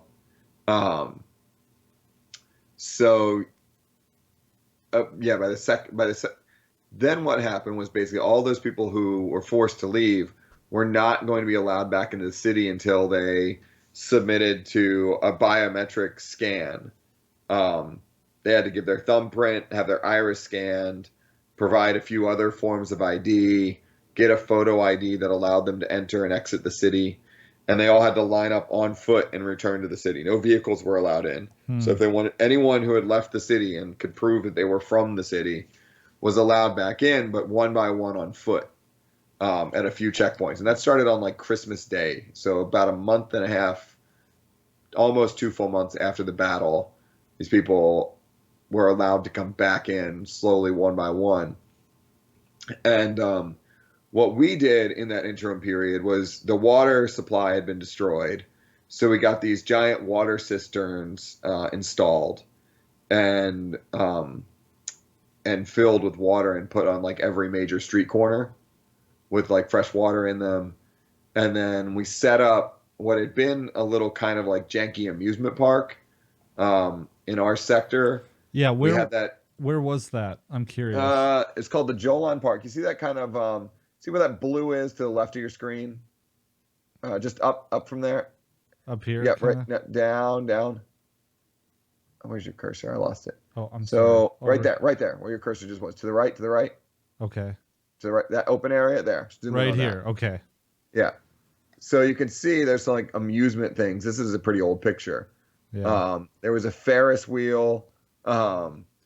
We it was just like a little small amusement park. So we took that and had most of the amusement things like removed or whatever. They were all like rusted out and destroyed and sad. And we kind of converted it into a distribution site because it had walls and barbed wire all around it already because it was like, you had to pay for your ticket to get in or whatever the case may be. And we set it up as Iraqis at the time at least had I guess it was probably might have been part of the oil for food program, but they had a ration system. Every woman could claim rations for her and her children. I guess because husbands could have more than one wife, so it was like rationed out to the women. But they could get like 50 kilos of rice and 50 kilos of flour every month, and it was distributed like locally. So people who were from Fallujah couldn't get their food in another city. You know what I mean? Mm-hmm. So these women would come. So we set this park up with the Iraqi government to kind of be a distribution site where people could flow through. And we hired laborers to basically we had mountains of rice and flour and whatever other their regular bars of soap were in the ration, ghee. was in the ration, like and a handful of other things like coconut oil and whatever, some basically like staple foods were rationed out every month. And so we set that up for for people to be able to come and claim their ration. And we had like laborers kind of help distribute it. And it was also set up as an auxiliary because not long after that, they ran the election through there. They used it as a polling site. Um, and yeah, that went on for about 2 months, where basically that was our day in and day out. Was like we would drive through the city and make sure that all the water cisterns had been refilled. Um, and we called it Groundhog's Day because we would play the tune from the little morning song. Oh, put your we recorded that from the movie somehow, and then we would use that as our alarm clock because it was every day same thing. We would drive around, check every water cistern to make sure it was full, then go to the humanitarian site and watch the food get distributed and make sure everything was flowing through there, and then go back home for about 2 months. Was this all? Were these the same water cisterns that you had shot up? Yeah, basically, yeah, more or less. Yeah, we had to replace those. Trying to connect those there were other dots. projects we were paying people to do. We were paying to have the water treatment plant and the electrical substations that were blown up in the fighting. We were paying contractors to repair those. So we would go like inspect the progress on those, like paying a local. Usually, it was the person who had been in charge of it before, and paying them to rebuild and repair those, so they could have electricity and water would be flowing again. So that was all really our job, and then we had like little happy snap projects. Like we turned one of our last projects was there was a soccer field in the middle of the city. Do you remember where? So I can. Yeah, it's to the right. That's the government center. We would go there. That's where that's the government center. And then go to the right a little bit. Yeah. Move a little further. It's a pretty big field. Oh, I see. Right there, that big open space there. This one here, okay. Yeah, we had that turned into like a multi-soccer field complex. And then apparently immediately after the work was completed, like this is after we left, because we left in late February. And immediately after like the ribbon cutting, we handed that off to the unit that replaced us. Immediately after the ribbon cutting, everyone pulled up all the sod and put it in their own backyards and turned that back into the local garbage dump. It was a couple $100,000 we paid to do that. Oh, man. And so I think you told the Thigh Master story on the last. Oh yeah, that podcast, happened at the humanitarian assistance site too. So that happened right at the Jolan Park, right there. Here. Yeah. Okay, yeah. Yeah. So that story is basically just like, you might be aware. Some people might be aware that a lot of like humanitarian aid is like the losing Super Bowl teams T-shirts just get given away for free to like Goodwill, and Goodwill can't do anything with them except send them to Africa or wherever. And they gave a bunch of crap like that to us. So it was like a bunch of old consumer goods that no one wanted anymore. And one of them was like a few thousand Thigh Masters got sent to us, and we're like. So we took some goofy pictures with those and tried to give them away to the Iraqis, but nobody. Just so I know, like Thigh Masters, I'm pretty sure they're like an exercise, like infomercial type thing, right? Yes, exactly. Yeah. Exactly. It's just a little spring you put between your legs and scrunch together. What the hell were they? I mean, who?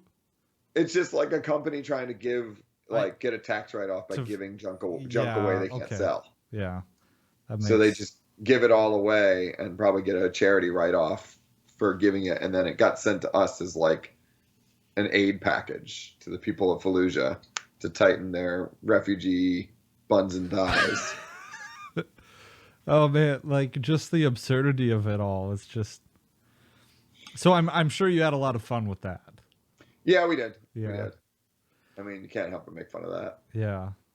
Well, so is there anything else that kind of like about that time that kind of comes to mind? No. I mean, the only thing really else I can recall at the moment from that deployment was just at the very end we did like people became convinced that the little village to the northwest of the city that like we'd use as a refugee camp, had turned into like the new hotbed.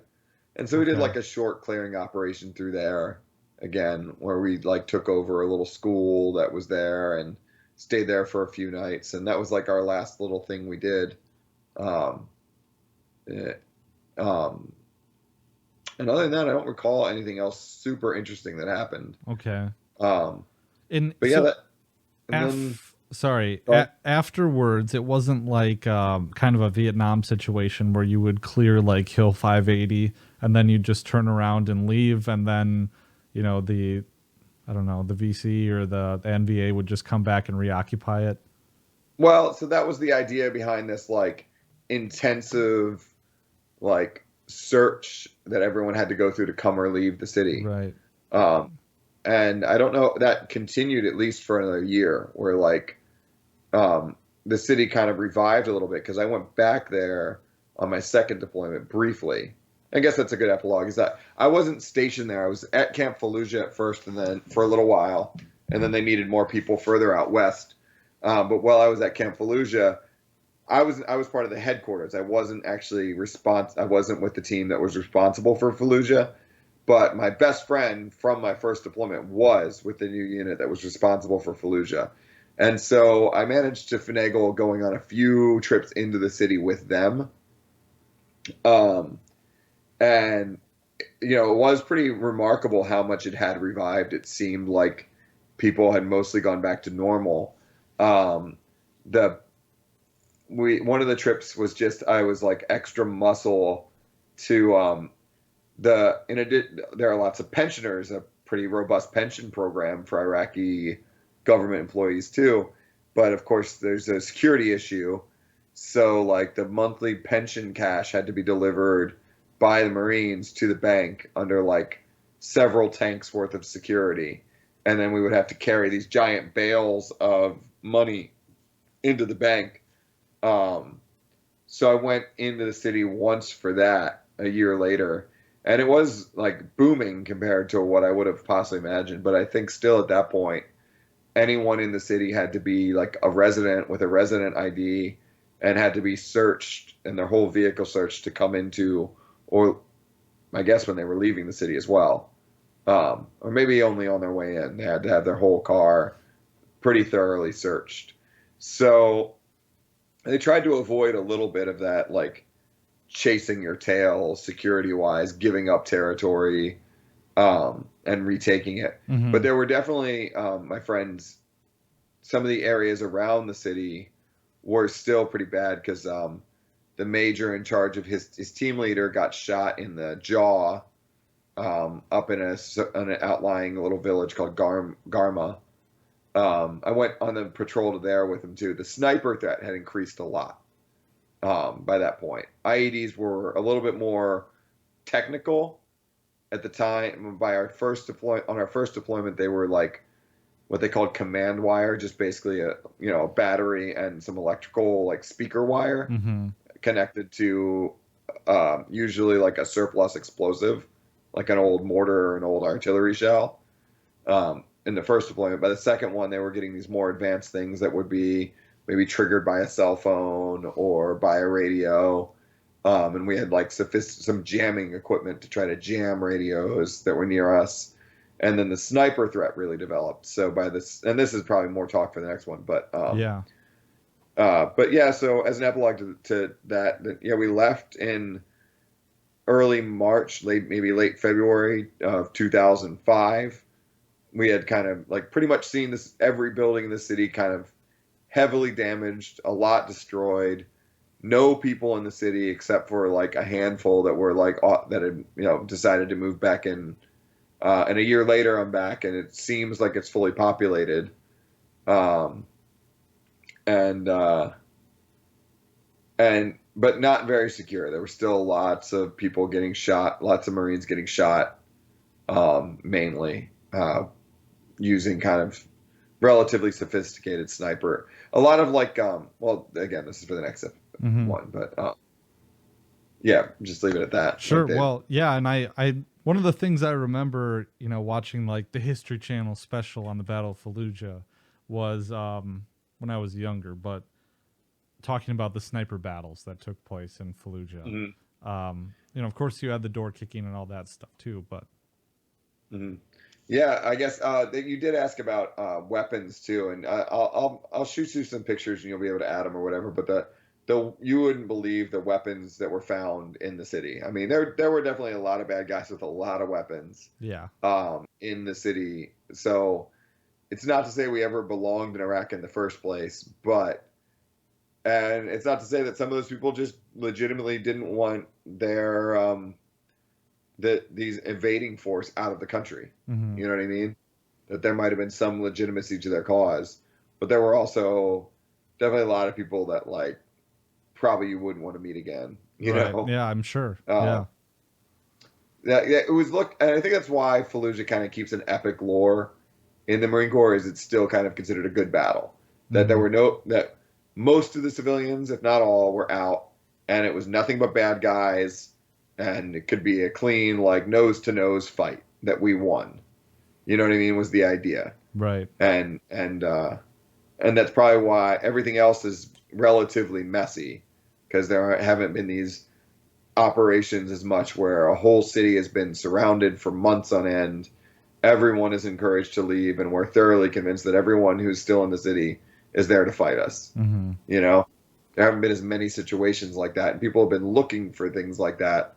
And I'll talk about that on the next episode because some of those were a little ridiculous, but yeah, people were kind of looking for that next event where we can just only have bad guys to fight. Just like we're invading Iwo Jima and there's not going to be anyone there but the bad guys, and all of our military might will go in against a dug-in defender and we'll come out on top. It's kind of why it probably holds that lore that it feels like it can kind of pass for a good fight, you know? Well, and like I was just reading in this book called "What Have We Done." I don't know if I told you about this book or if you've. It's about the moral injury of America's longest wars, and Uh, there's a whole chapter about how the Marine Corps and the military, the U.S. military specifically, has this like creed about ethics and how everything's about honor and respect and dignity and duty and stuff mhm. like that. So like I mean, of course I'm sure, is that what you felt at the time? Is that you were, carrying out those Yeah, values?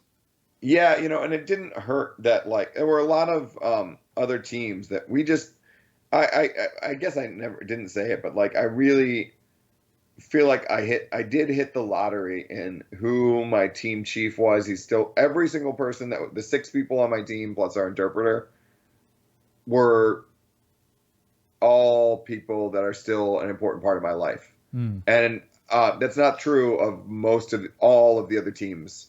Literally every other team I was on, there was at least one person that they didn't get along. All of us got along. All of us, and my team leader is an incredibly charismatic person who really, really cares about us to this day. hmm You know what I mean? We got really lucky because there were a lot of other teams that I was with, and this goes in general to my experience in my second deployment too. Like that's the exception, not the rule. Really, the exception is a group of Marines that actually live up to all those values. Okay. The So, rule is more of the poor leadership. It's really disheartening to see like leaders that don't give a they only care about climbing, they only care about impressing their boss, that kind of stuff, not really caring about doing things the right way or honesty, you know. And that's more common. And that's what you hear when you listen to let's say Biting the Bullet and they talk about I joined the Marine Corps for this honor, courage, commitment stuff, right. and then I found out that like these are all the worst people in high school I'm with. You know what I mean? Yeah. And the Marine Corps is a joke, actually. And recognizing that, like, just the dumbest things, even then bothered me. Like, there's these things called MCIs, Marine Corps Institute. There's little correspondence courses. You do them online now, but at the time you had to order this red book. And then there was a quiz on the back, and you had to mail it in. And everyone was on your case. You have to do them, right? And you're supposed to have them proctored by somebody. Somebody of a certain rank is supposed to administer the test to you under testing conditions. But then for the longest time, I didn't do them because no one would proctor one for me, like Mm, sit me down and let me take the test. And eventually somebody just had to clue me in, like, dude, just fill in the test and then get somebody to sign it for you. You look at the answer, you look at the cheat sheet in the back, you fill in all the answers, and then you get someone to sign it. What the fuck is wrong with you? Why are you trying to do this the right way? You know what I mean? Cheat like everyone else. You know what I mean? What's wrong with you? And I'm like, I thought this was an honor, courage, commitment. Like, that's cheating. You know? That kind of stuff was really disappointing to me. And I think there's a lot of people that are let down by that. I guess I think you're feeling the time too. Oh But yeah, yeah. No, no. It's fine. um, Well, but I had sort of one other road to go down, I guess, is I think it was after that deployment that I first read most of On Killing. I don't know if I finished it or not. oh, okay, yeah. Um, and um, in my mind, I kind of what I took away from that mainly was like that definitely that you have people.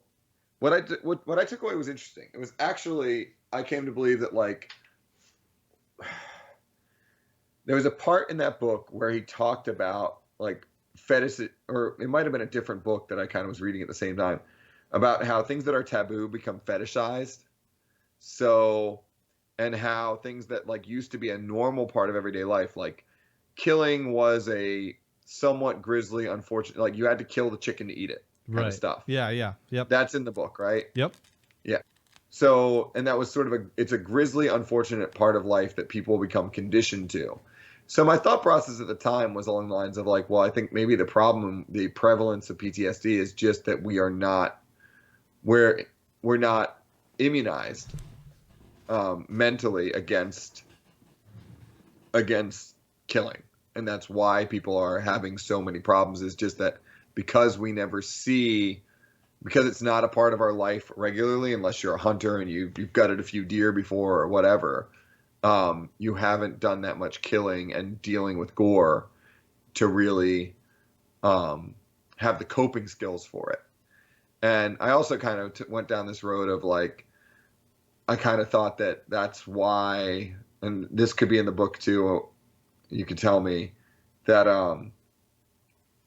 that like that's why weird like I think people actually do have weirdly inversely though people have an innate bloodlust. I really do think that people like there's a reason that blood sport has always been a part of like culture, Mm-hmm. and that as bloods and I've wondered, has our bloodlust gone down or up, like just because we're able to replace it with war porn and gruesome movies and like basically CGI can fill our need for bloodlust, so we don't need as much blood sport. Or if it's just ersatz blood sport, that's like it's like watching porn instead of having sex. Right. And because of that, people aren't getting like a certain portion of the population aren't getting, let's say, what they need, and that's why we have like some real nut job, some people that go nuts and kill people nowadays, is that they're not getting the real kind of socially normalized fix that they ought to. I don't know if any of that makes any sense, but No, it does, and like I really want to know your perspective on it too, because obviously you've kind of been in that situation and you've seen those things. Like, there's definitely a part of Grossman's On Killing that to me seems like there's a large potential for his thesis to be wrong. Especially because he spends so much time decrying like violence in media, saying that what we're doing is we're creating conditioned killers among the populace, and that should be resigned to the sheepdog class, basically. So I don't know. It's like he and for everyone, I just published an article like today, talking about this whole thing about Grossman's book having this kind of making a strong case that there is an inherent biological resistance to killing your own kind. And that if you look back through, I've talked about this on the show before, but if you look back through military history, this evidence for it is pretty much everywhere. However, I'm wondering if Grossman is cherry picking things, or if, because it's a pretty sweeping, like fundamentally bold claim to make. And I got some pushback from another veteran on Twitter today that I've been mulling around in my head too. Although I don't think he disagrees with, what I like the gist of what I said, but I'm trying to say that the rate of moral injury in a certain conflict is evidence of the unjustness of that conflict, if that makes Yeah. sense. Yeah. Yeah. I could, the question there that's hard to establish is how many people consider the conflict to be unjust. You know what I mean? Like, Like in terms of the soldiers fighting that, it or public yeah, opinion. yeah. How many of them really? A lot of people put it like, it's hard to know because I think a lot of my friends put it all behind. They don't mull it over that hard. Yeah. You know what I mean? And I They would think, certainly don't come to the conclusion that it's. I mean, even today, I'll meet these dudes in the Air Force that seem to think nothing we've ever done is wrong. You know, it's yeah. crazy. Um, it's but that could still like in the zeitgeist or kind of in the back of their mind the ethical that whether the war was ethical. And honestly, we just don't have people schooled in just war theory at all to Mhm. really. There could be some innate knowledge of kind of that something doesn't seem right, but no one really has the. I mean, there was nothing that made me think twice about shooting up a water supply until probably a full decade later. Yeah. Even though my job and literally my training was to keep the Marine Corps from doing those things because they're illegal. You know what I mean? Yeah. And it didn't really. So like, I think you're on to something. I do think it probably has an effect. Um, but I wonder like how much it has to do with just the ethics of people's individual decisions. Mhm. Think situations they're put in and whether they ever bothered to question them at all. It has to be a part of it because some people just are not questioners. I can't tell if it eats up my friend who was in that bad shoot. I think it does, but when it Yeah. has come up, he's very convinced that like what he we're not talking about that. I did the right thing. You know what I mean? Right. Like, um, And uh, I can't claim, of course I say all this with the caveat that like I've never been in that situation before. I probably won't ever mm, be in that situation. mm. I have to wonder, like, from the books that I've read, it seems like it might be like a defense mechanism. Oh yeah, Um I think he is defensive. I feel yeah. like I said, I think you're. I'm more inclined to believe you're right that on some level the ability to absorb and evaluate, like if somebody has some inkling that they maybe shouldn't have even been in that war in the first place, but then and some of their reaction might be their defense mechanisms that they are questioning it but don't. But then what does that say about them? I Right. mean, Exactly. Yeah. I've said this before. I'm not a religious person, um, but like I have to hope to God that like if there is a God, you know what I mean, that they're forgiving, because Right. otherwise I'm fucked. You know what I mean? How do you Well, deal with that? I You mean, know? if you are a religious guy, I mean, I certainly am to some extent. Well, Forgiveness is a key part of it. yeah, Um, yeah, but and then it's only if you're penitent though, generally, or like I mean, I'm not saying yeah. So this aspect right. of Yeah. like, well, if you're not penitent, if you think you did the right thing, but you have this inclination, this concern, you might have been wrong. I don't know how they'll just try to. I think people generally, you know this, people justify their own actions all the Right. time. Yeah. Even wrongful actions, they rationalize and justify pretty readily, and then they kind of have this imposter syndrome where you might be onto something that their moral injuries and the things, their reactions, the bad behaviors come out of kind of defending their rationalization. Does that make Right. sense? Yeah. And Scott Horton tweeted out a video, kind of along these lines, where one of the I think he was in Iraq, and he said, I was plagued by moral injury for years and years and years, and it was because that I was trying to justify what I did. And he said the Yeah. moment that I really accepted the fact that what I did was wrong was when the Mhm. healing started. Yeah, and that's kind of what I find for me. For the longest, I wouldn't say that like killing those people, shooting those people and killing that person like ate me up. Yeah. I wouldn't say that.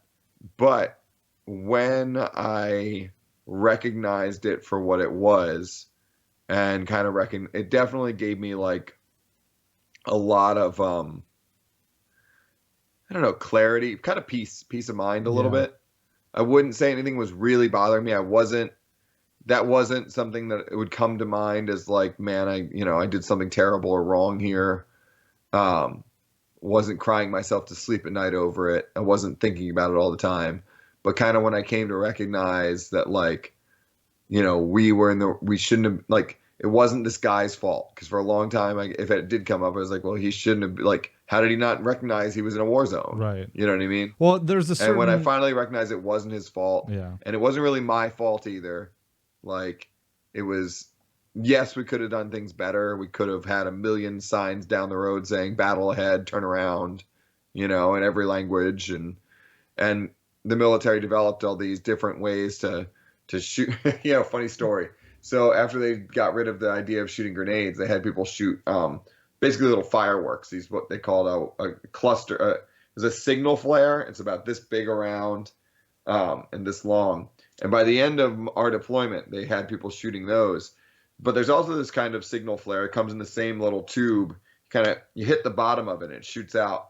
But there's this other kind that has a parachute in it and a bigger single chunk of illuminant of whatever burns inside of it. So to shoot up and a little parachute will come out and it'll kind of light up the area. Mm. Well, a guy from our unit grabbed a parachute instead of the firework kind, right? So it's this hunk of metal and this big chunk of aluminum instead of a few little pieces of it that would kind of skitter off in different directions. It goes right through the windshield of the person's car. It doesn't hurt anybody, thankfully, but lands in the back seat, sets the whole damn thing on fire. Oh no. So like so they were constantly trying to come up with better and better ways to warn somebody without killing them. Right.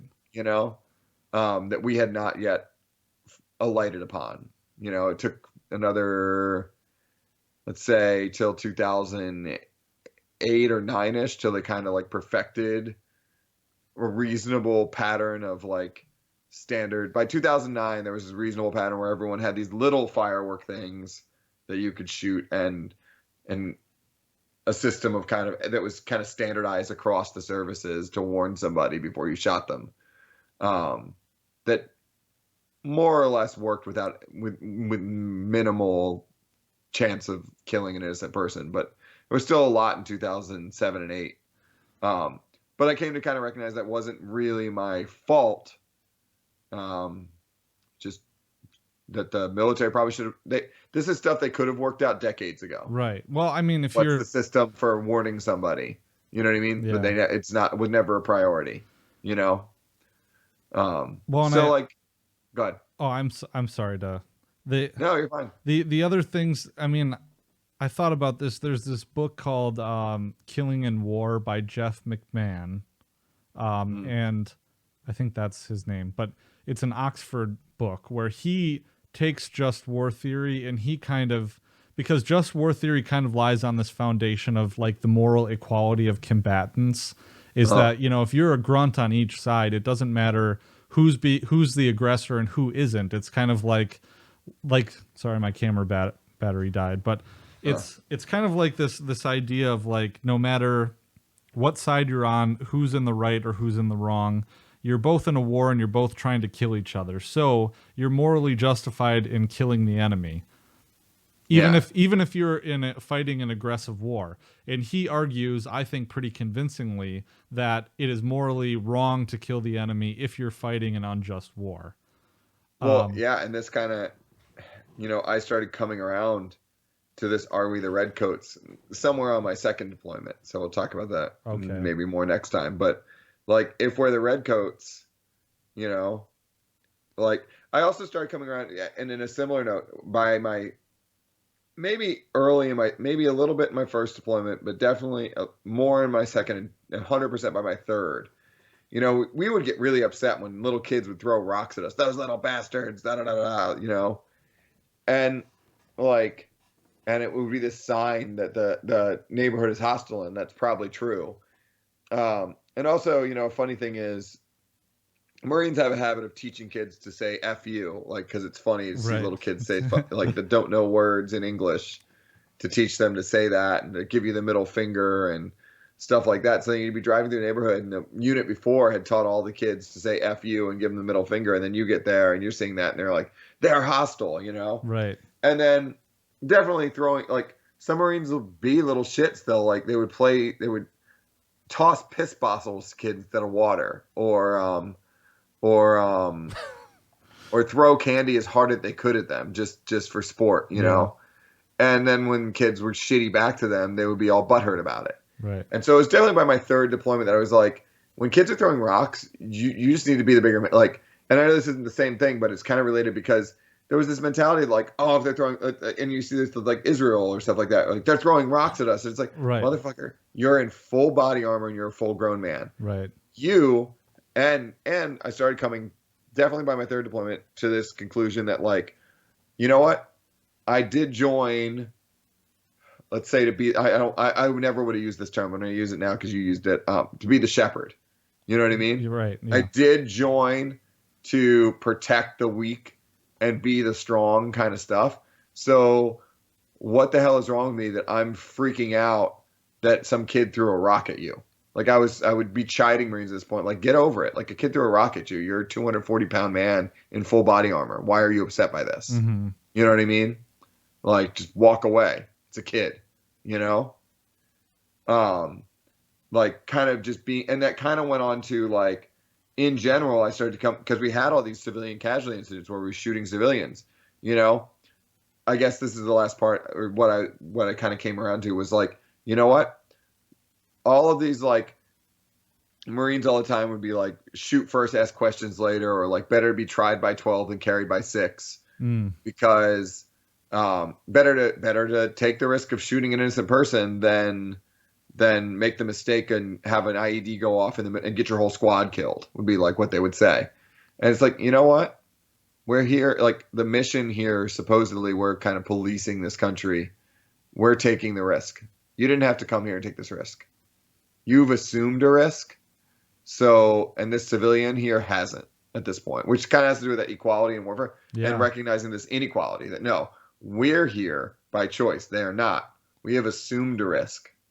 Therefore, like, you can't have this, you can't have it both ways. Like, I'm going to go to another country where they know there's danger, and if anybody even makes you the least bit nervous, then I have the right to kill them. Like, get out of here. That's right. That's deep. So yeah, and when it comes, and then that goes further into like, well, what if these are the patriots and we're the redcoats? You know what I mean? What if some of these people are just mad that we're here? You know what I mean? Yeah. They have every right to resist, and like, how do you square that circle? Like, there's no squaring that, like, for people if they do start thinking down that road. Right. Know? Yeah. Yeah. And I mean, I'm glad that you made kind of the argument that you made about assuming the risk, because, like, I don't know, as a civilian, I feel like there's some arguments that I don't feel comfortable making. But at the same time, it's like, I don't want to treat vets with kid gloves, because I know that's not what they want. Yeah, no, I mean, they need to hear that, like, yeah, you know, that they made a choice at some point, right? I'm not calling them, whether they were a little bit young, you know, they could have been like, you know, I was naive on my first deployment. I didn't know what I was getting into. You know what I mean? Right. By my second, I kind of started and I had an idea, and it really wasn't until my third that I really think I understood the world I was in.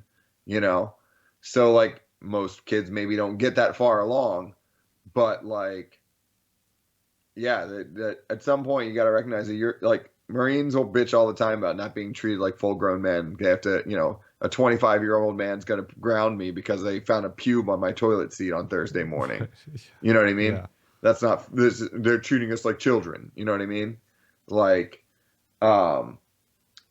but you know what? Then if you want to be treated like a man, then it's like big boy time. You have to accept that you're responsible. And if you think, you know, stupid arguments with neon cons on Twitter just the other day, just today. But Right. I was thinking about this, trying to hone the phrasing.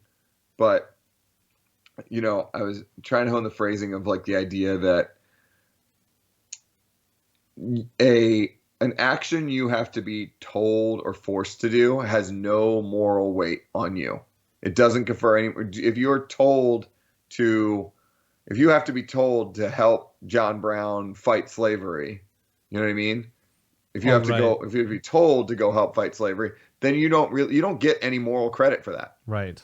If you're It's all, you know what I forced mean? to be charitable. Even if you're Yeah. not, even yeah, if you're forced to be charitable, even if you're not forced exactly, but you just kind of go along, like you wouldn't do it on your own otherwise, but now that everyone else is doing it, that doesn't confirm morality. But conversely, if you are told to do something you ought not do, and you go along with it anyway, it does confer the immorality on you. Hmm. You ought to resist an immoral thing. You know what I mean? So it's the inverse, sort Yeah. of a weird paradox. But like people don't really recognize it. Like I mean, I think there's a way I can phrase that paradox nicely, but like I need to work it out and work the kinks out. But I Yeah. think people have this everywhere. There's this fallacy that like, oh well, something that's legislated morality is moral. It confers morality. No, it doesn't. You know what I mean? Right. But legislated immorality, a war that we go into that you don't actively resist, confers immorality on you. The fact that you're not doing something to resist something the government is doing that is immoral makes you immoral. Hmm. And I've in reading this book too, I do believe there are mitigating factors. Mm-hmm. Like being a young kid and being sold something that isn't what it turned out to be.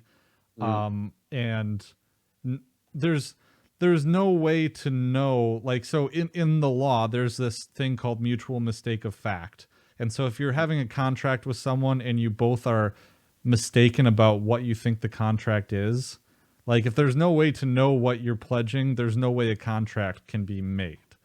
And Yeah. so like in this way, I think that, young men who sign up for the Marines, they have no idea what combat is because there's no way they ever could. Mm. And so that I think is a mitigating factor, but I don't think it completely gets rid of everything. Yeah, I think there's ways they could find out. And just Yeah. it's especially in this day and age. But I think Talking with people or yeah. yeah, I mean, I'm not, I'm saying you are right. Like I was naive. I could have found out more. Hmm. I read books about the Marine Corps nonstop. I watched anti-war movies. I watched Platoon and I watched Full Metal Jacket and practically jerked off to it, not Yeah. recognizing it for like that's my little jam is always wondering about this. Why is it that so many, especially war movies, but forms of like anti-war art seem to get perverted into Glorifying. yeah. Yeah. Well, Um, this that whole line about the duality of man at the kind of towards the beginning of the second half of Full Metal uh, Jacket, Born to Kill on it. uh, The Joker says, because he gets questioned by that higher ranking officer, and he says, yep. sir, I think I was trying to say something that about the duality of man, that Carl Jung stuff. And Uh, getting into that, I never got it until I was started researching this topic. But yeah.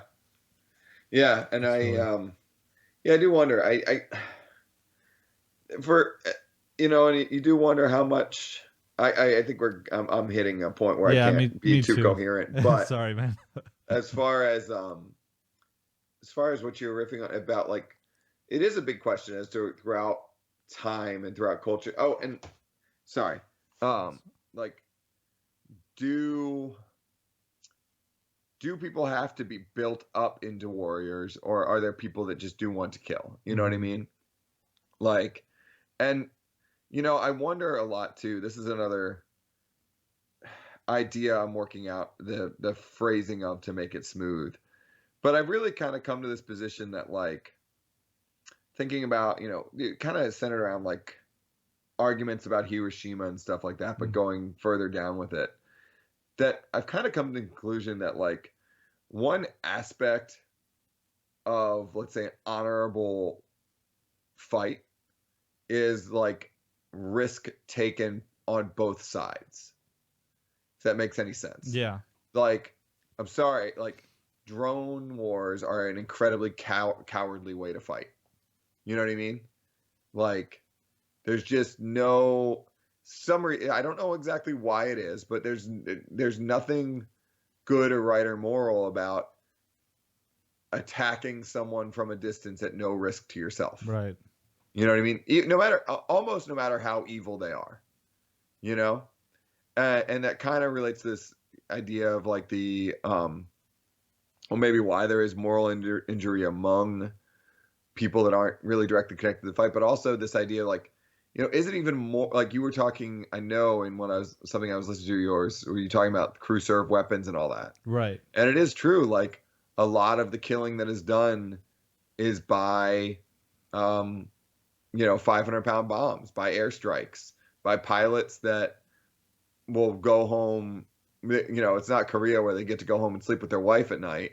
You know what I mean? Maybe the guys that are flying out of Al Udeid and Qatar or whatever, they might have permanent party tours, but like, still those Marine officers that are dropping bombs on Fallujah, they're going to go back to a relatively comfortable base and face no danger the entire time. The only danger they take, but even that's better than a drone pilot, because at least there's a chance their Marine Corps aircraft just falls out of the sky because it's poorly maintained. You know what I mean? Yeah. Like, it's almost at like least they're taking the risk and danger of flying and being in the air, But even then, there's something to the idea that there's just nothing.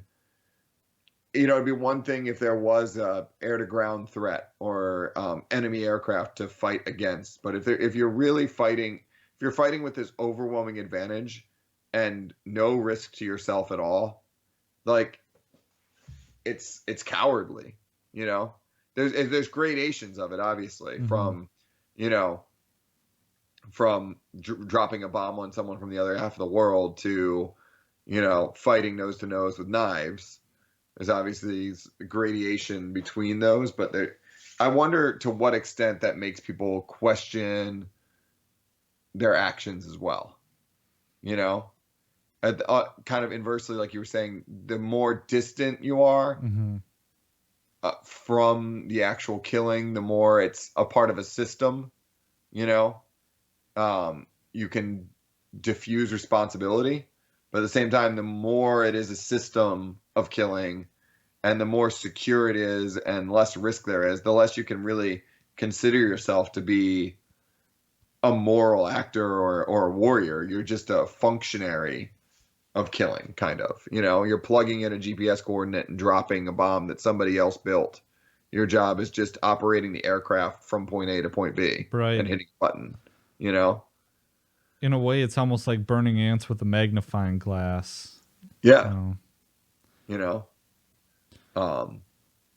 That's just one other thought I had listening to your bit before that. I guess I'm glad I got out. No, it's something I've been kind of mulling over for a while now, is how to put it. But there is something to that idea that, like, at what point? I mean, if aliens just tomorrow just obliterated Earth, you know what I mean? Like, from a distance, like, there's a reason that would shock the conscience. There's a reason. I'm not a Star Wars nerd, but like, it shocked the conscience to just have the Death Star obliterate a planet.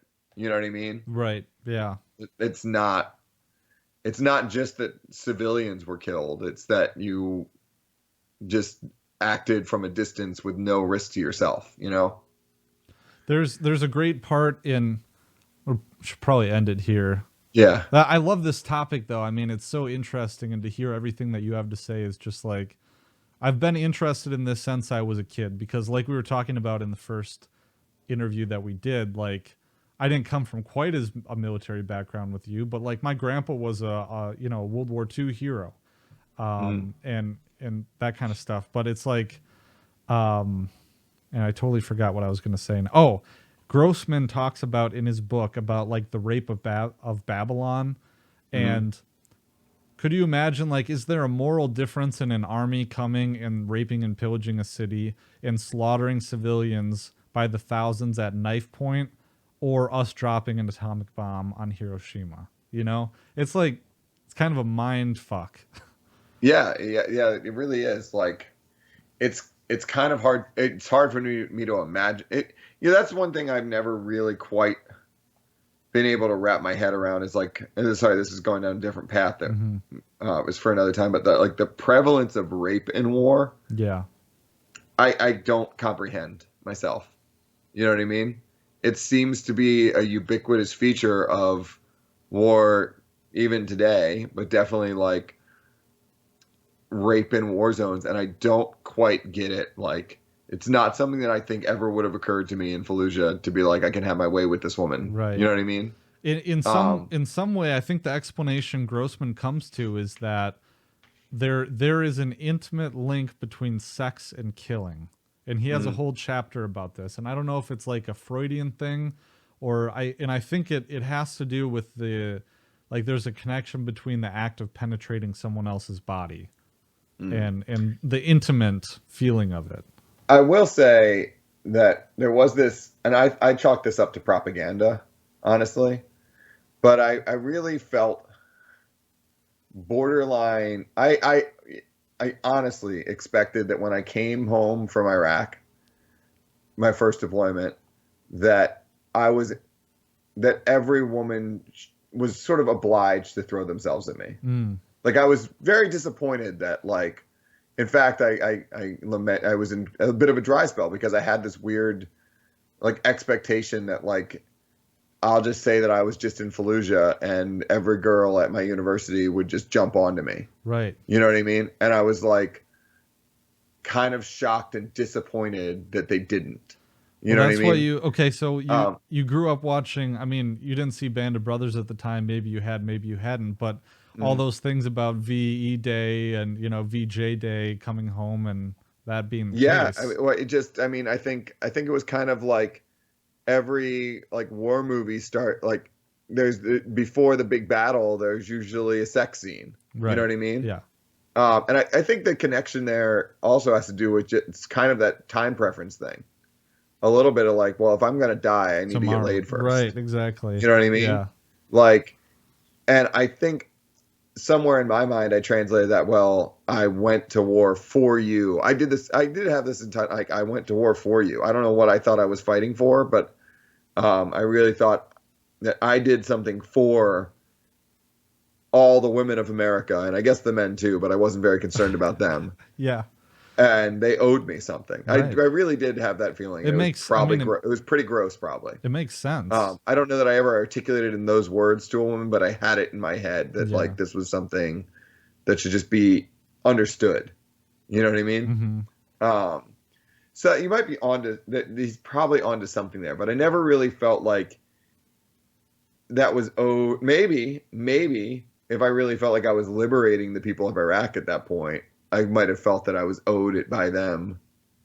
You know what I mean? Maybe Right. that's where that comes from, but I don't know. It never really made sense to me. Like, it didn't once occur to me while I was in Iraq to be like, yeah, these, because there is that. But getting back to what you were talking about like the rape, and sort of the pillaging of cities, that's something I guess there. Okay, so one thing that did happen was basically every shop, every building was destroyed, and Marines did feel entitled to take anything they wanted from a house. Right. So any cigarettes, shops were raided for cigarettes, candy and crap like that. It all unowned property in our mind's eye. Abandoned, and somebody's going to steal it anyways. So anything that was there for the taking. So that definitely translates. Um,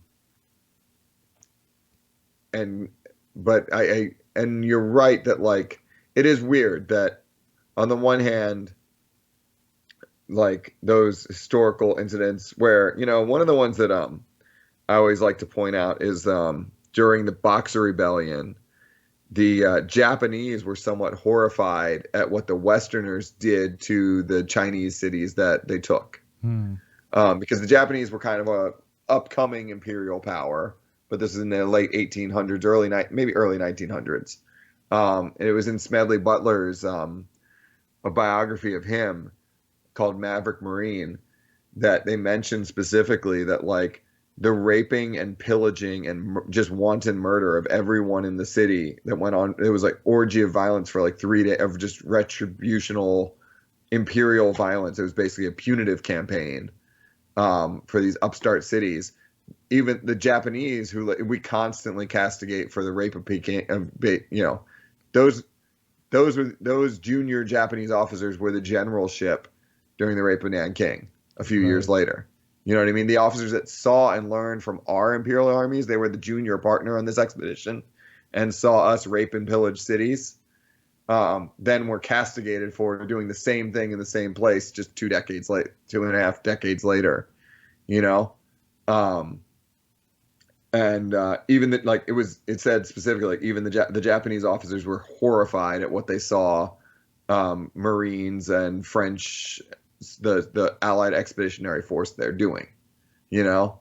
Um, but yeah, I don't quite get it, but there's something there to it, and I wonder what has been done to kind of whether it's. I don't think if I think if you ask 9 out of 10 of the Marines, maybe 99 out of 100 of the people that were in any of these major battles that I was part of, like if they ever considered like pillaging, yes, definitely happened, but like raping and murdering and there was probably a little bit of like we should kill them all kind of stuff, but kind of bullshitting, you know.